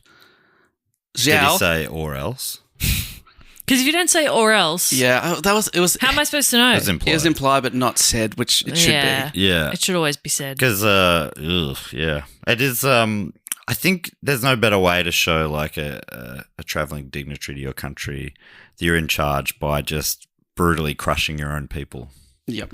I think people go, I respect that. Mm-hmm. You did that for me? You know, like, it's like you're going over to someone's house and they tidy up a bit. Yeah. Have some respect. Yeah, I guess it's like that. Yeah. Yeah, they crushed the dust. Oh, my God. Zhao, who was on the side of the protesters, attempted to get them to call it off. And when they didn't, he began to lose favour with the members of the party. He's the one that kept being like, no, it'll be cool. Just listen to the protesters. Let's keep a dialogue open. And then he's gone down and had a chat to them. They've not changed anything. And so they're like, well, I guess your way doesn't really work. Which side is this? He's probably in the middle and both sides are going. He's on the... He's trying to broker a compromise. Yeah, but he is also like, well, some of their ideas are good. Let's listen Yes. to them a bit more. So he's seen as the more liberal side of the party, being like, let's have it. And then he went down. What do the protesters think of him? Well, they're a bit like, well, we're not going to just stop without any result just because the they've suit asked comes to. down. Yeah. So Gorbachev arrived in Beijing on May 15, but the protesters were still there. And because of the hunger strike, plans to welcome him to Tiananmen Square were forced to be abandoned. This was very embarrassing for the government, and as was the fact that Gorbachev's escort was blocked by protesters on nearly every street in Beijing, making it very difficult for him to get around the city. So they found it very difficult to sweep it under the rug because the protesters are everywhere. Because the rug's moving. Yeah. Oh. Don't you think there's something like if political leaders could just not be so easily embarrassed? It's like, be proud, go, yeah, we're really proud of how our people have the right to, you know, why are you so embarrassed by protests? Yeah. Well, part of it was because being in the late 80s, this was a time when the Soviet Union was imploding and the Chinese Communist Party were all too aware of this, and this set them further on edge. They're like, are we going that way? Right. Is the wall coming down here? Yeah. Imagine if the Chinese wall came down. That's a big one. Oh, couldn't see it from space anymore. Oh, my God. Oh, no. Actually, Jess. Will we get the Hoff involved still? Oh, who's Hasselhoff on the wall? Who's the Chinese Hoff? Oh. Like a Chinese American, I guess, because is Hoff like German American? Is that the idea? No, I think he was just massitive in Oh, okay. Germany. Yeah. Hasselhoff sounds German, but maybe it isn't. Oh, he could be, but I think that he's just had a huge musical career over there. So no, well, maybe they just go. Who was his big co-star? Like Kit. Oh, I was the thinking car. Baywatch, but yeah, get the car Get there. the car to drive along the whole wall. And Victory lap. Oh yeah, that's a great idea. That's pretty cool. Dave, that's a very good idea. Should we Yeah. trademark. Trademark. Oh, that could be one of our storylines in our movie. Yes. Oh, yeah, when I said, remember that time that Kit drove along the entire Great Wall of China? We leave the studio, and that's actually happened. Wow. In the movie, changes everything. Is it like in the movie? It's like that's animated, or are we thinking big budget CGI sort of stuff, Big budget CGI. or real effects? Yeah, really. I reckon this. What do you call them? Big ramp. Oh yeah, he'll never make it. That sort of stuff. They'll be saying like that. Like Speed, the jump. And Kit jump says, "I've never seen it, so I don't know how Kit talks." But Kit's like, "Radical dude." Vroom, vroom. Does he talk? Yeah, Yeah. I think. Just Hello, like that. Michael. I think Matt did it better. Yeah. Radical dude. And he's like, he throws a shocker. Yeah. He's got a human hand that comes out of the glove box. Radical dude. Vroom, vroom. So with more than 3,000 people starting to take part in the hunger strike, and they haven't eaten for days, Zhao maintained that the way to end the strike was for the government to retract its April 26th editorial accusing them of attempting to overthrow the Communist Party and accept the students' demand for dialogue and begin reforms. He's like, just take...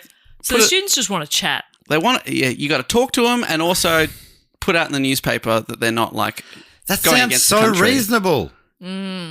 Doesn't that sound very reasonable? It's Yeah, it just seems this like pride not thing. much is being asked. They're embarrassing us. Like this sort of, I don't know. They're not. You're not right for government or leadership if you're going. You're so fragile that you can't. Any compromise to you feels like you're weak. Yeah. And they're not very good at admitting a mistake. Coming out and like, because that's what it would be if you came out with a retraction. Yeah, it's so good that We got it wrong. modern world leadership is So much better than Yeah, so open. have matured. Radical dude. Just to hand out the glove box is so good. I'd love to. Wait, so people are like, well, hang on, is there a man actually trapped in this car? Help me. I'm in a lot of pain, Kill me. Dude. I'd love some actual food. I keep eating oil. So Li Ping, who's on the other side of his hardline, however, insisted that the government cannot capitulate to the people. Again, Deng Xiaoping, the guy in charge, sided with Li Ping and decided against Zhao's recommendations and proposed instituting martial law to end the hunger strike. Wow. You know, sometimes they're like, oh, you were so close. They're not anywhere near it. No. The following day, hearing about the martial law, the students called off their hunger strikes and instead they staged a mass sit-in in Tiananmen Square that drew about 1.2 million supporters, My God. Wow. There's a subtle message here. including members of the police and military and industrial workers. Okay, Jesus, it is really like all walks of life sort of thing. Yeah. All three walks. Police, Military, military, industrial workers. industrial workers. The big three. Who else is there? Podcasters? Yeah, that's the fourth. Were the comedians there? Zhao Ziyang, who's the one who's on the side of the protesters, kind of visited students in Tiananmen Square and made a final unsuccessful appeal for a compromise, but it failed. Zhao Ziyang was then removed from office and effectively spent the rest of his life under house arrest. He'd taken the side of the protesters, and after falling out of favour with his party, it really cost him. And he spent like a decade and a half, 2 decades locked away. He actually went further hardline and started criticising the government even further from his exile. His rival within the party, Li Peng, also had a televised meeting with student leaders in the Great Hall of the People. So they did have a meeting, but it just didn't go anywhere. They couldn't find a way forward. So on May 20, troops moved in across Beijing because it's now martial law. They were ordered not to fire on civilians who blocked their convoys with such numbers that they were stuck on the street and unable to move for 3 days. There's that many people that you just can't move a car or a truck in and out. Wow. So the army couldn't get anywhere near Tiananmen Square, and a lot of the protesters spent time talking to the soldiers about their cause. After 3 days, the troops were able to withdraw, but this was another humiliation for the Communist Party, who felt like they were on the edge of losing control. The BBC writes, over the next week, demonstrations continued with almost no visible security presence. They write, because they write in first person, there is a jubilant atmosphere in Tiananmen Square. So there was no real police presence in Beijing, and most unusually, there was also a free press because there's no cops, there's no army anywhere to control anything because they went in and then had to withdraw. So the students are like, we're free, we get to do whatever we want here. So on May 30, art student protesters constructed a 10-metre tall statue out of I nearly said papier-mâché, as they say in the UK, paper-mâché in the square. Oh, I thought that's how we said it. Did I get that off England? Papier-mâché. Did I get that off England? Is it? You say paper-mâché, do you? Paper-mâché. But I think they say I think I'd say both. I think maybe it's one of the... I just papier-mâché. I love papier-mâché. I think I might accidentally have at some point switched over to papier-mâché, which is not... This is a new one. Oh, that's great. Papier-mâché. Yeah. Well, I misspoke then. So this 10-metre statue was called the Goddess of Democracy, and it depicted a woman holding a torch and became a real symbol for the group. So it's huge, and you can see photos of it online, and it's become a continued symbol that's been reconstructed many times around the world, but this was in the middle of the square. During this time without a police presence, Deng Xiaoping devised a new offensive to end the protest, calling on troops from across the country, this time bringing in people without a connection to Beijing or the protesters themselves. So beforehand, a lot of the troops were local, and they don't really want to move on the protesters because it's like, well, I know you. We come from the same part of China. But he quite cleverly shipped in army people from all the provinces around China with people who've got no connection to the people living in Beijing. People out of big city, these uni kids, latte sippers, can't wait to... a bit like that. You're more likely to... show them a bit of reality. Yeah, make a move on someone that you don't know. Yeah. A stranger, that's right. So on June 2nd, the party elders approved the decision to put down, quote-unquote, the counter-revolutionary riot and clear the square with military force. The next day, as word spread that more troops were descending across Beijing, people again flooded the streets to block the convoys as they had done 2 weeks earlier. Barricades were set up at every major intersection. It worked 2 weeks earlier, they thought, why wouldn't it work again? Armoured personnel carriers and tanks rolled into the streets, and according to PBS, again, this is in the first person because their timeline is, at about 10:30 p.m. near the Mushidi apartment buildings, home to high-level party officials and their families, the citizens became aggressive as the army tried to break through their barricades. They yell at the soldiers and some threw rocks. Someone sets a bus on fire. The soldiers began firing on the unarmed civilians with AK-47s loaded with battlefield ammunition. The first rounds of fire catch everybody by surprise, recalls human rights observer Timothy Brook. The people in the streets don't expect this to happen because basically they've blocked the army 2 weeks earlier and there's been no force because 2 weeks earlier they were told don't fire on civilians. But now the government have gotten... Wild thing to have to be told. But Yes. Yeah, but you now think the that's the government default. have given them orders, clear the... any cost, Right. basically. Wow, So that's you can fire on your own civilians. horrific. The wounded were taken to nearby hospitals on bicycles and pull carts, but the hospital staff were unequipped to deal with the severe wounds. Mushidi saw the highest casualties of the night, and an untold number of people were killed. At about 1 a.m. on June 4, the People's Liberation Army finally reached Tiananmen Square and waited for orders from the government. The soldiers had been told not to open fire, but they had also been told that they must clear the square by 6 a.m. with no exceptions or delays. So they're told don't fire for now, but if people don't leave, they've been told no matter what, you have to get the people out of here. So that's pretty awful. They offered a final amnesty for any of the few thousand remaining protesters who left the square. And this is again from PBS. At about 4 a.m, student leaders put the matters to a vote. Leave the square or stay and face the consequences. It was clear to me that the stay voters were much, much stronger, recalls witness John Pomfret, who was near the students. But Fang Konged, who was a student leader at the time, said, the goes have it. So the students vacate the square under the gaze of thousands of soldiers. So the leaders made the call. Let's get out of here. Even though a lot of people were very brave and said, let's stay. But They're he's like, I don't want to risk everyone's lives. Yeah, totally. So most of the students left after the vote at 4 a.m. with 2 hours to go, knowing that anything could happen.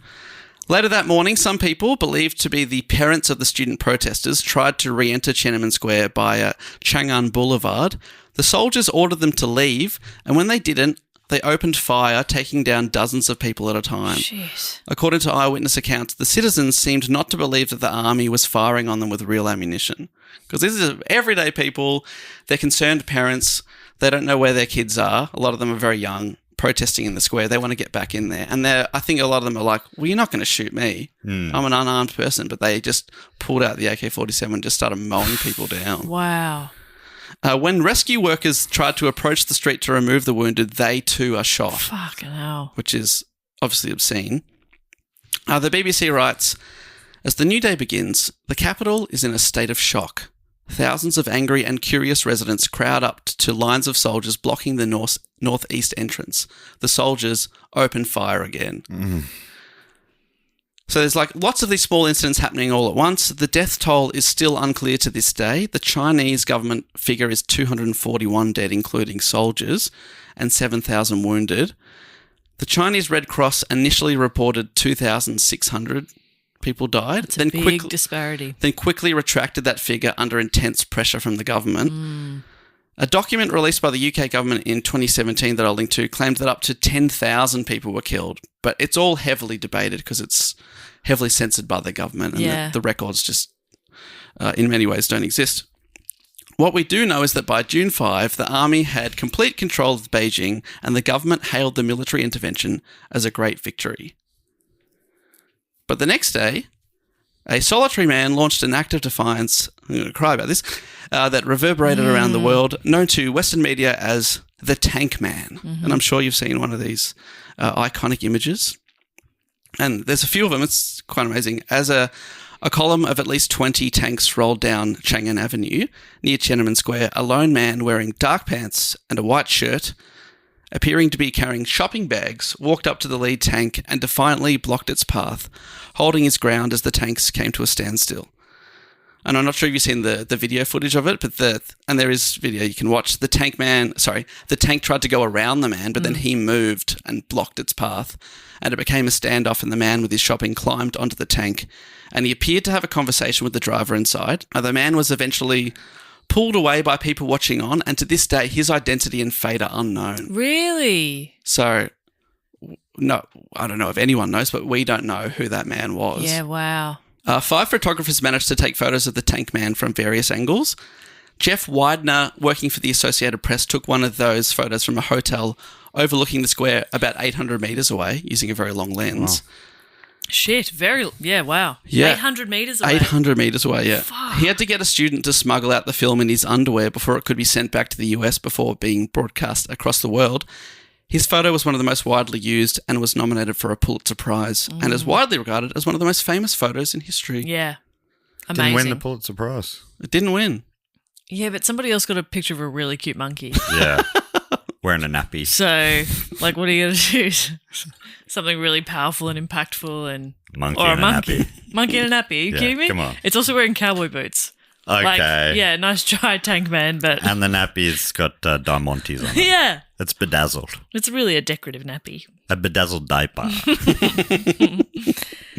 Charlie Cole, working for Newsweek, had to hide his roll of film in a hotel toilet, I think hiding it in the cistern.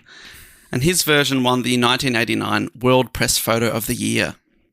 And I'd never seen the zoomed-out, uncropped version taken by Stuart Franklin before this report, and I thought that there's about 4 tanks in front of him, but there are so many behind them, and to see one tiny little unarmed man walking up to them when the army already has control of the city, like, it's wild stuff. Yeah. I think there's like 20 tanks behind them.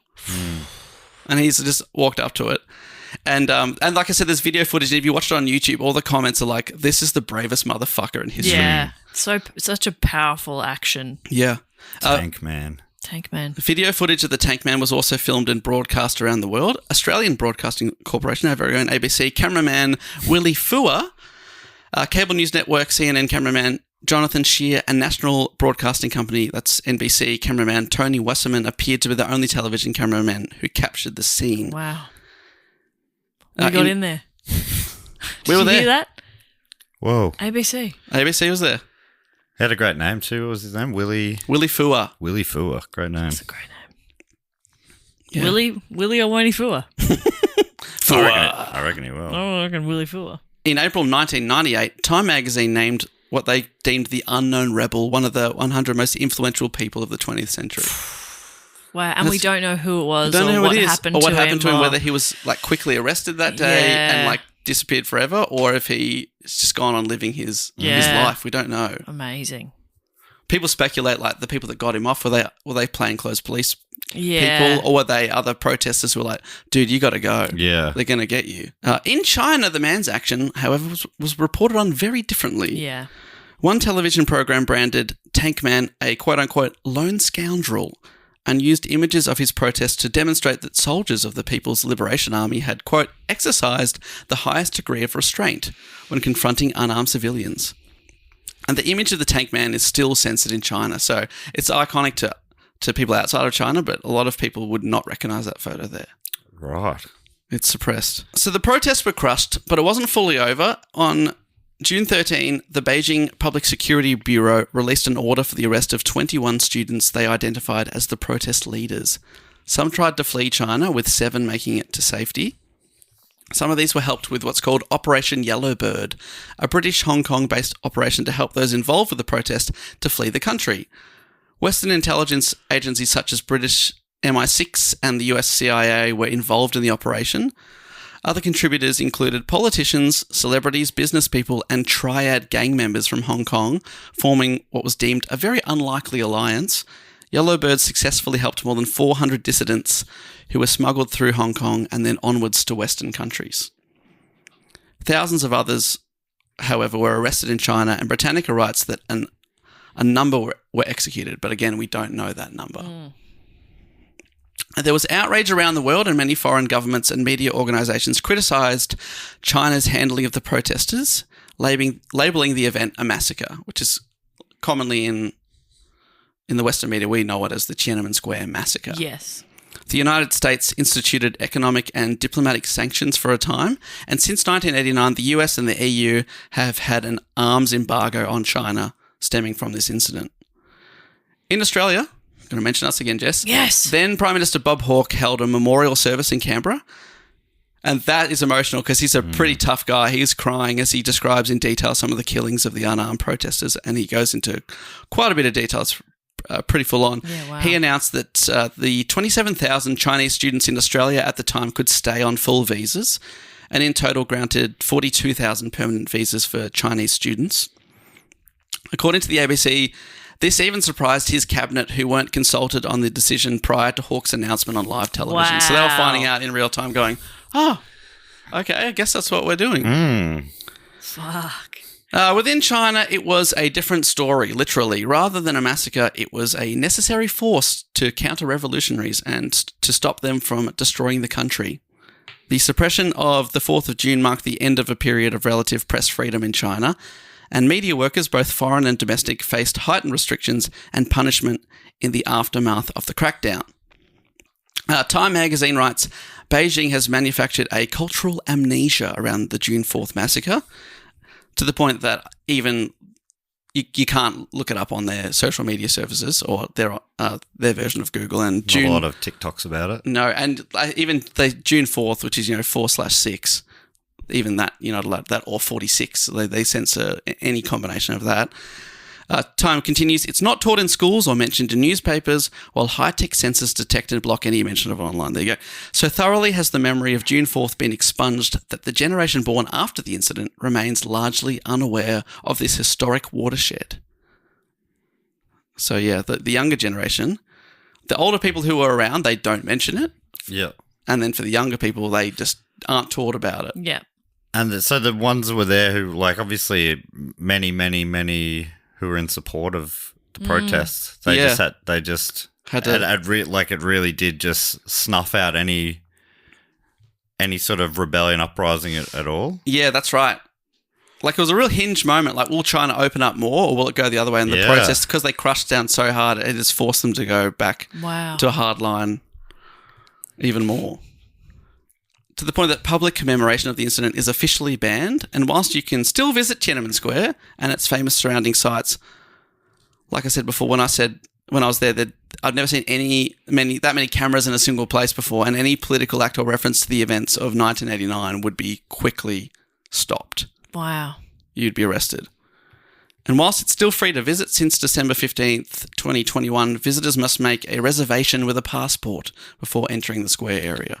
There you go. The 1989 Tiananmen Square protests and subsequent massacre were a pivotal moment in China's modern history. At the same time, the Soviet bloc was crumbling and the Berlin Wall was soon to come down. China was undergoing great reform and was at a crossroads, but since opening fire on their own citizens, the country has become even more totalitarian. An article written by Stan Grant for the ABC in 2019 for the 30th anniversary of Tiananmen Square writes that since the Tiananmen massacre, the country has lifted more than 500 million more people out of poverty. Grant adds that the current President Xi, quote, upholds Deng's bargain with the Chinese people. We will make you rich, but we will not make you free.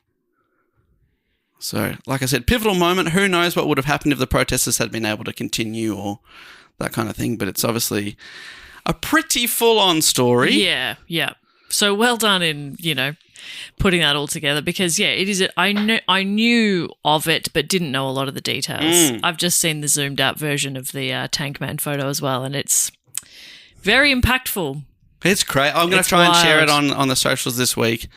But yeah, what a story! I remember being at uni, and I think in a journalism class, a lecturer sort of talking about having international students from China in classrooms, and them, finding out about the Tiananmen Square massacre in Australian classrooms, having never grown up. They were like, "No, that's not true." That didn't happen. I never heard of that. Isn't that fascinating? Scary? Very scary. Yeah, and you'd assume they go back and they're sort of like quietly maybe going, "Hey, have you heard of this?" Yeah, amazing. When I was there, before we went out, I remember because I was on a part of a tour group, and our bus driver, tour guide, was a really funny, cheeky guide that day. We had, wherever we went, there's a local guide, and he actually talked about the Tiananmen Square massacre, which we thought, that's pretty brave. And then he also talked about, no one knows what happened to the Tank Man until he became a bus tour guide, implying that it was him. And we were like, this guy's so fucking brave. Yeah, it's pretty bold. Yeah, but he was very funny. Wow. Were you kind of told not to ask about it or mention it, or not mention it? But I think it was told not to do any political acts. Yeah. You couldn't whip out a banner or a poster or a flag or anything. So you put yours back in your bag. Yeah, I was like, okay, not today. And that brings us to everyone's favourite section of the show. We've said goodbye to Matt, but Dave and I are still here, so everything's going to be okay. It's going to be fine. Don't worry about it. And that's okay. He's fine. Oh, he's fine. He just had to go to Bendigo. That's right. He's going to do some stand-up comedy with Seren Jayamana tonight, but by the time you hear this, that's in the past. It's too late. You missed it. But I'm sure they had a good time. Had a great time. Yes, we say goodbye to Matt and hello to everyone's favourite section of the podcast, where we like to dedicate a little bit of time to thanking but basically praising Yes. our favorite section of the audience, which is our Patreon supporters. I'm just trying to say, this is everyone's favorite section of the podcast. Yes, that's right. You're absolutely nailing it. I can't believe we're really struggling without Matt here. No, come on. This is really his bit. We got this. Okay, so this is a section where we like to spend some time thanking the people who support us on patreon.com/dogoonpod. Perfectly said. Thank you so much. There's a whole bunch of rewards there. We talk about that every week. I'm sure you've heard about it. We don't have time now. Let's fucking move on. Let's move on. Too far? Okay. No. Wrong aggressive energy. So the first thing we need to do is for some of our patrons who support us on the Sydney Scheinberg Deluxe level or above, where they get to submit a fact, a quote, a question, a brag, a suggestion, some praise, a recipe. It can be anything. And this section actually has a jingle, and it goes a little something like this. Fact, quote, or question. He always remembers the ding. I always remember the sing. Dave, I'm happy to read these this week if you like. I'd love you to do that. So, as I mentioned, this is where people get to give us a fact, quote, or question. They also get to give themselves a title. And our first one from this week is from Kevin West. Kevin's title is Stanislavski's little sister, who was a syphilitic thistle sifter. And Kevin said, I hope Matt got to read this one and nailed it. Well, Matt didn't, but Jess did. And yes, she nailed it. All right. And Kevin's question is this. Did your parents ever have the talk with you as a child? How old were you? How did it come about? Now, we always encourage people to answer their own questions, and Kevin does so. For me, it arrived in a shocking and embarrassing way, at least for my parents. As a very innocent 9-year-old in 1980 Southern California, I was living the latchkey lifestyle. I would return to an empty home each day after school and wait for my parents to arrive once they finished work. I was the king of the castle for those few hours. I would collect the mail, microwave a snack, put my feet up and watch my choice of afternoon TV. What a life. So good. One day there was a white box in the mail that said free sample. It was addressed to no one by name, so I opened it. Inside, there was a single large sanitary pad. I was intrigued, especially when I peeled off the back and realized it was sticky on one side. What the heck is this, my little mind thought. After pondering my options, I stuck the pad to the back of the telephone handset to make hands-free dialing more comfortable. That's so smart. Once my parents arrived home, discovered the pad on the phone and stopped laughing, they realized there was no way to answer my questions without having the talk with me. And then says, smooches from California. That is such a great one. That's really funny. Actually, I don't specifically remember the talk. No, I don't remember having the talk, but I do remember after I think watching American Pie or a similar movie when I was about 9 or 10, asking my mother what a 69er was. Oh my God. Do you remember her reaction? She took me aside into the bathroom, yeah, away from my older sister who was probably laughing her head off. Kissing herself laughing, yes. Yep. And sort of tried to explain it in less full-on way than you probably could. Yeah. Because what do you say? It's a sex move. Yeah. That feels weird, doesn't it? And then you're like, wait, there are different moves? Like, what do you mean? Yeah. No, it's more of a maneuver. Yeah. Oh, a maneuver? Logistically, it can be tricky, but... What I mean, but it's fun for everyone. Oh, hang on a second here. Did it for two, if you will. So that's the most... I guess the rest of it was left up to school or just working it out. Well, that's interesting because I went to Catholic school. Oh, they weren't talking about shit. Yeah, they didn't tell us anything, but they did have it was an optional thing after school. It was an evening type thing where they'd have that different. Seems even. Well, your parents came along. Oh, too. okay. I was going to say this sounds weird. No, I know. It was like parents brought their kids along, and I think Mum and Dad were there, so they must have been taking it seriously. And yeah, I think they must have explained sex, but probably also. I guess maybe periods and stuff like that. You're looking at up in the back and your parents are taking notes. Parents are like, okay. Oh, it goes there. There are different positions. How did we make these children? Yeah. So, I don't remember there being like a sit down, let's have a talk. I don't think it often comes all at once. Yeah. I think it's a conversation that happens in parts. Yeah, maybe that's probably why I can't think of a time sitting down with diagrams or anything. Yeah. By the time it was my turn, I was very knowledgeable. Yeah. Okay. It's not true of anyone in the world. But I knew what I was doing. Yeah. Okay. Mm-hmm. I was a natural. Yeah, just duck to water, mate. Duck to water. It's a great question, Kevin. Yeah, I don't have like a horrifically embarrassing example for you. Yes, but that's so good about them. I can imagine your parents laughing about the bad dude. Be like, oh. Yeah, that's great. Okay. I think there was a TV ad I remember for pads, but it was like a fully grown man found a packet of pads and had like stuck them to his arm. Oh, that's right. He became like a superhero. And he was being a superhero with pads stuck to his... Ping, like dodging bullets, like reflecting bullets and a stuff. woman gets home and he's like, what are you doing? Yeah. But also, as a woman, you go, that packet is expensive. Yeah. Okay. Come on. Let's look after those. Those are precious. They're not a toy. Yeah. What was I about to say? I did have a bit in a stand-up show a couple of years ago about sex ed at my Catholic all-girls school, and there was one class where all we did was, like, the teacher just had on the whiteboard, we just brainstormed slang words for genitals. That's right. I was like, I don't think this is sex ed. Well, we're going like doodle. Yeah. Schlong. Like, yep, very good. Doodle, yes. Schlong, that's one. Willy, yep, good one. I was like, I don't know how educational this is, but they couldn't teach us to use condoms. So they just had to make other stuff up. Wow. Not allowed to do that, but we can talk about wangs. Thank you, Kevin. Great question. Next from Nick Verderosa, who's given themselves the title Regional VP of Disappointment. Also with a question. I think we've got 3 questions this week. Okay, question is, in your travels, what has been the most disappointing landmark / historical place you've visited? And Nick also answers their own question. Most disappointing. Of course, mine is New England based and would be the famous Plymouth Rock where the Pilgrims landed in the US and led the first Thanksgiving or whatever. Every kid learns about this event and rock growing up, and you would think it's some massive boulder. In actuality, when you arrive at the landmark, there's a large stone building that just has a huge hole in the bottom. When you look over, you're greeted to a massive pit with a rock that is about 1 meter wide and less than half a meter tall, with the year 1620 engraved on it. I was expecting one of the largest boulders I've ever seen. No idea how this made it to such a lofty esteem. That's great. So what's been the most disappointing landmark or historical place you've visited? Well, it's not actually disappointing, particularly looking back, but when I was 8 years old, just like you, my family went to America. Correct. On a trip.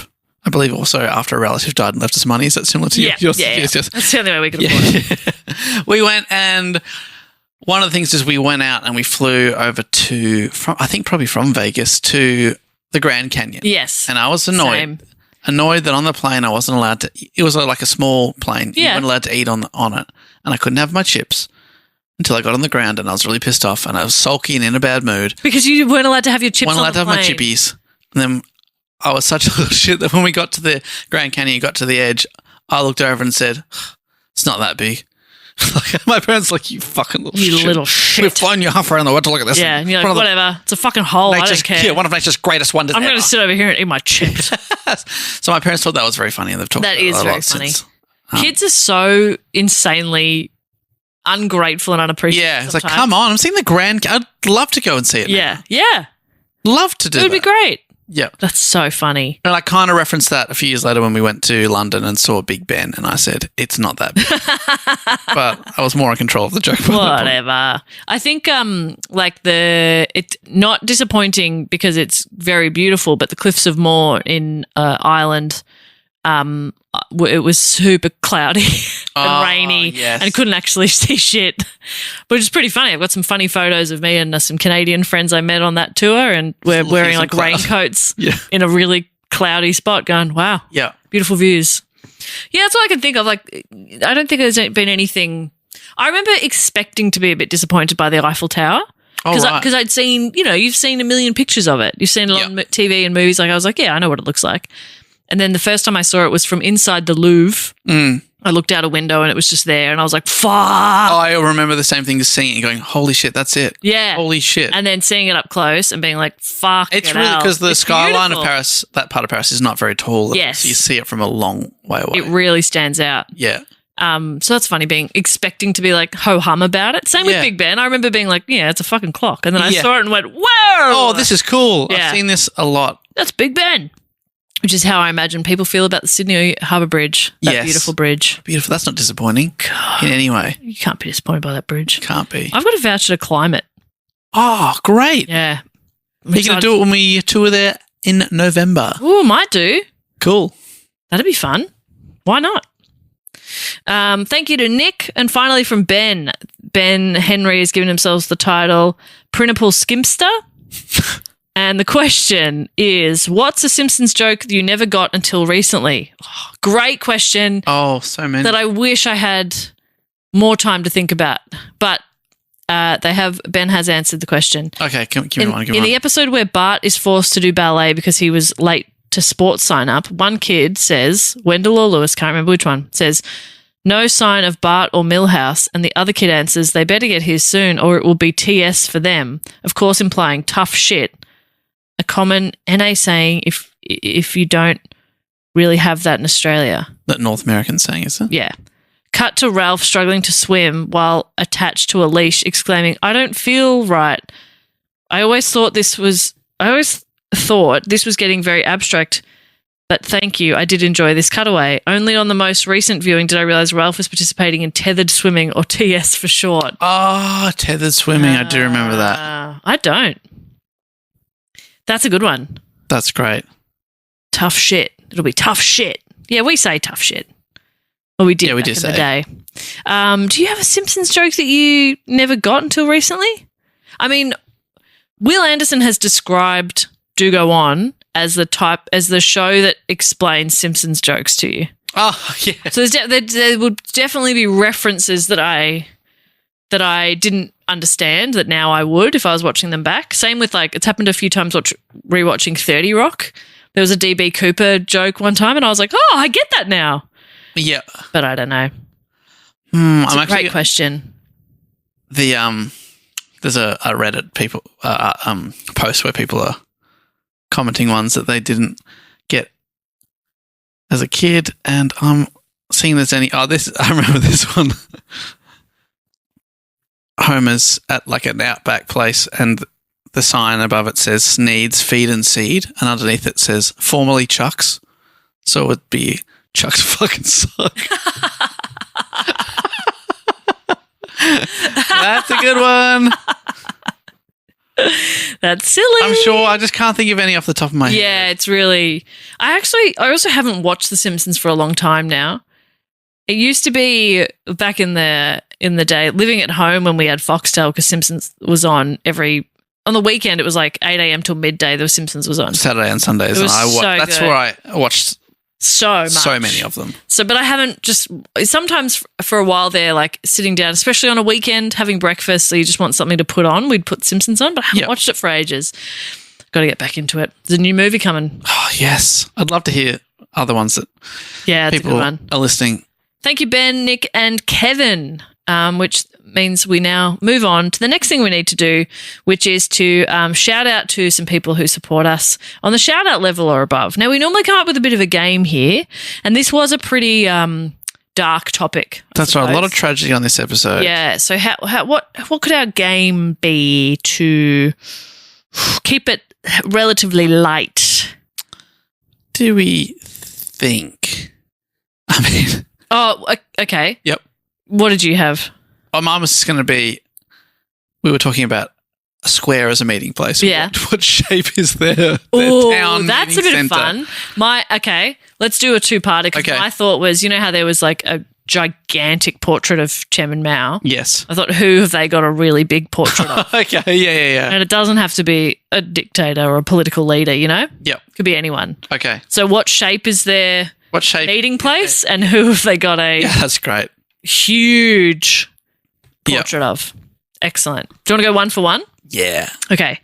I'll kick things off. So firstly, a shout out from Brisbane in Queensland, Dalen M. Dalen M. Dalen M is a cool name. It is the town jigsaw piece. Ooh, that's good. With a big old portrait of The Rock.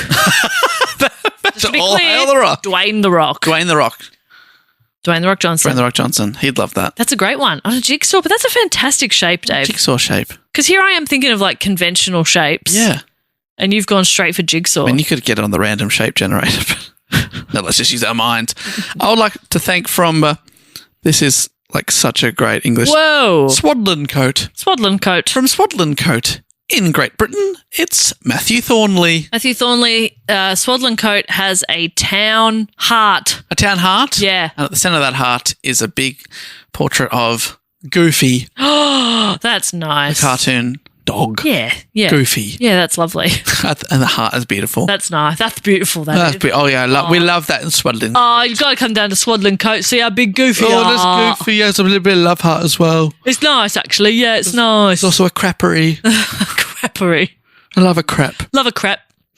Et it. Next up from, address unknown. Okay, deep in the Fortress of the Moles, you think? We can only assume. It's Cody Sweetman. Cody Sweetman.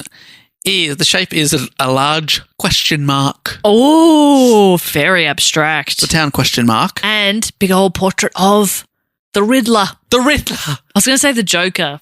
That would have been better because it doesn't. Because it's slightly different. Exactly. But it is the Riddler. No, the Riddler's good. Yeah. The Jim Carrey one? Yep. That's good. And a big question mark. Pretty cool stuff. Cannot sanction their buffoonery. I would like to thank from... Oh, no. Did I do it? You did. I'll do You do this the one. next one, From sorry. Canberra, our beautiful capital city. Wow. Hello and thank you to Maggie, possibly surname with the W. Maggie. Maggie in Canberra, they're known for their roundabouts. Oh, that's true. And, they've got a town oval. Town Oval, okay. And they've A little got misdirect there. Oh, that's very good. Thank you. A very large portrait of Malcolm Turnbull, Oh, yeah. our former Prime Minister. Yes. And he would love that. He would love it. And plenty of people would too. Yes. They'd say, well, I've got to pop down and have a look at Malcolm. We've got to look at Mal. We've got to check it out. Go Malky. Next up, again from Fortress of the Moles. Oh, okay. Address unknown, but I would love to thank Meredith Alexander. Meredith Alexander is the town Decagon. Decagon. 10 sides. Whoa. With a big old portrait, huge portrait of Anne Hathaway. Really? Yeah. The actress or Shakespeare's wife? Both. Wow. Double-sided. You go, that's good. And we could spin in the wind. Yeah. You go, I wonder which Anne I'm going to get. Yeah, and people in the town kind of use it like you're flipping a coin. They'll say, "All right, let's go flip an Anne." I flip an Anne. What do you want? Whatever Old on you. Yeah, it's pretty exciting stuff. That's great. I would like to thank now from a location that's unknown to me, unknown to you, Yes, unknown to our listeners.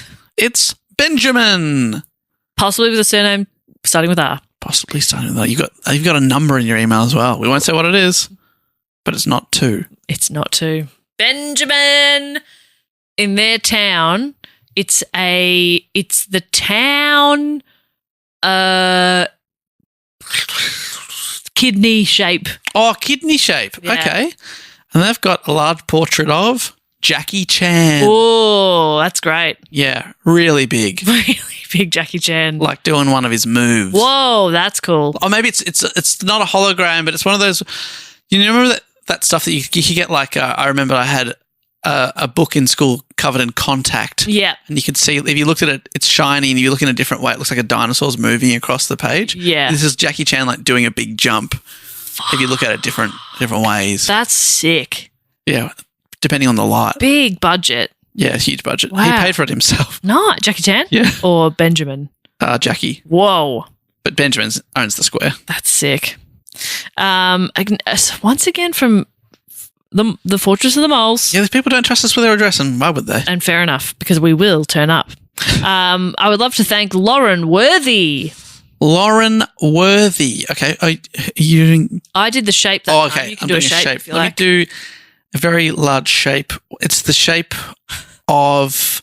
Oh, it's like someone... It's a funny one. It's a funny one. It looks like from the air, you'll see it looks like someone's jumped out of a plane and done a big splat. Oh. But it's giant though. That's awesome. So it looks like a chalk outline of a splat. Whoa. That's cool. That's cool. So And it's like person shaped. yeah, it's person shaped, but kind of cartoonish. Yeah, great. That's a good one. And it's got a huge portrait of Minnie Mouse. Oh, okay, that's nice. That's nice, I That think. sort of softens the grossness The of grimness, yeah, Yeah. that's correct. That's beautiful. Couple more to go. I would like to thank from Ben Fleet, also in Great Britain. It's Terry Green. Terry Green in That's a their great name. in their town, they've got a star-shaped The town. The star. town star. town star.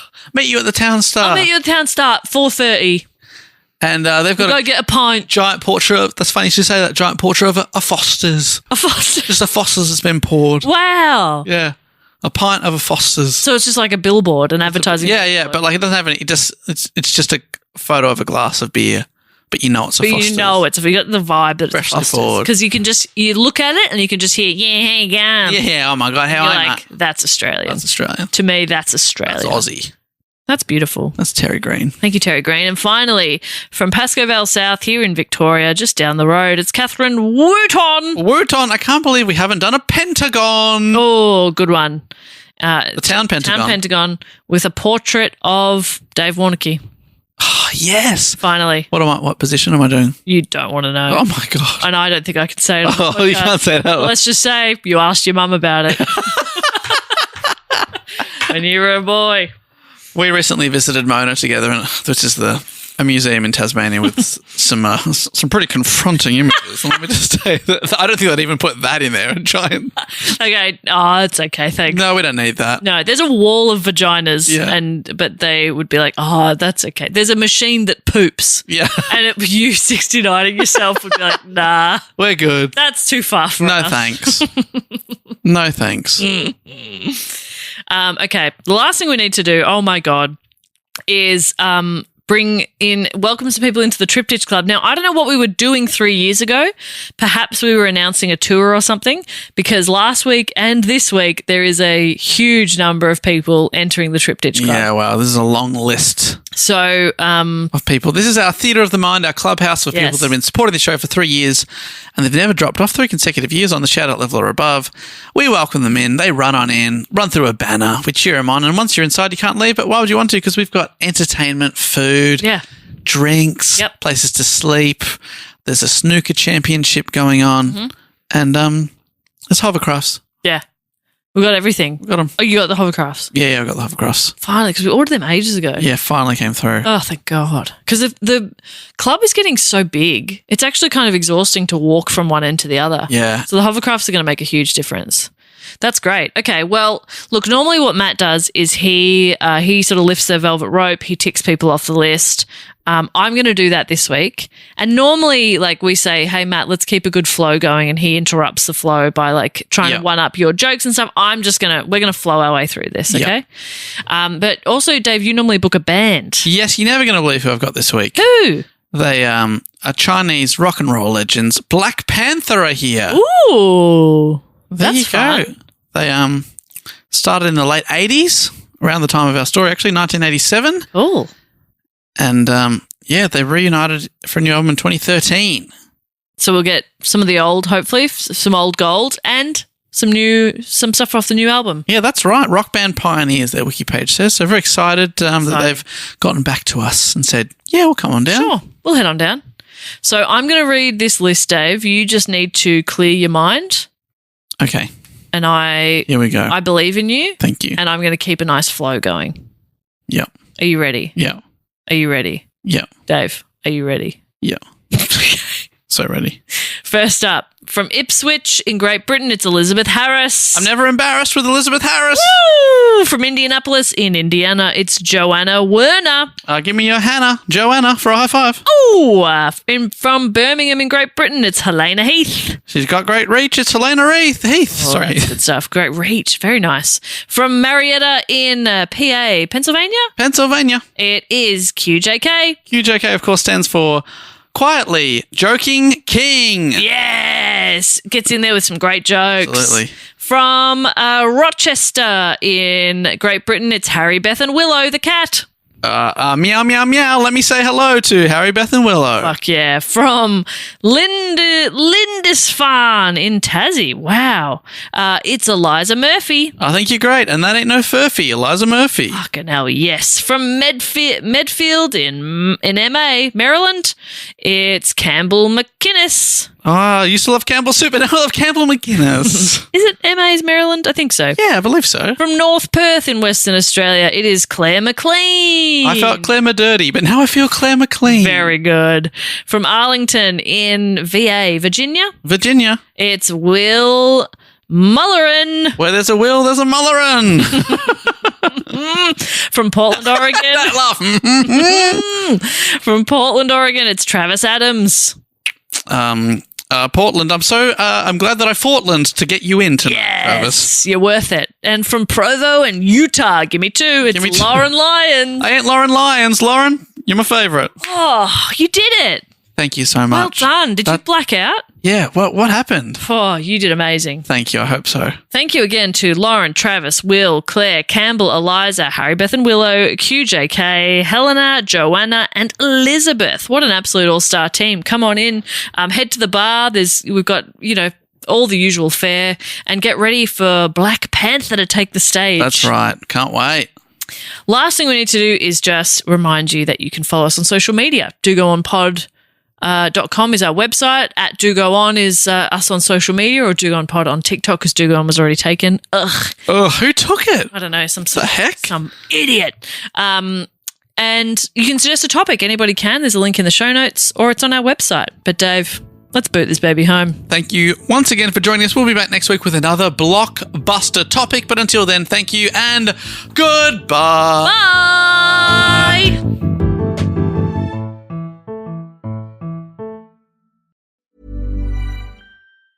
You walk in tired and hungry, one bad dinner away from losing it. You don't like to cook. You don't want more takeout. You just want something good. That's why there's Dish by Blue Apron. Pre-made meals with at least 20 grams of protein and no artificial flavors or colors. From fridge to fork in 5 minutes or less. Keep the flavor. Ditch the subscription. Get 20% off your first 2 orders with code APRON20. Terms and conditions apply. Visit blueapron.com/terms for more.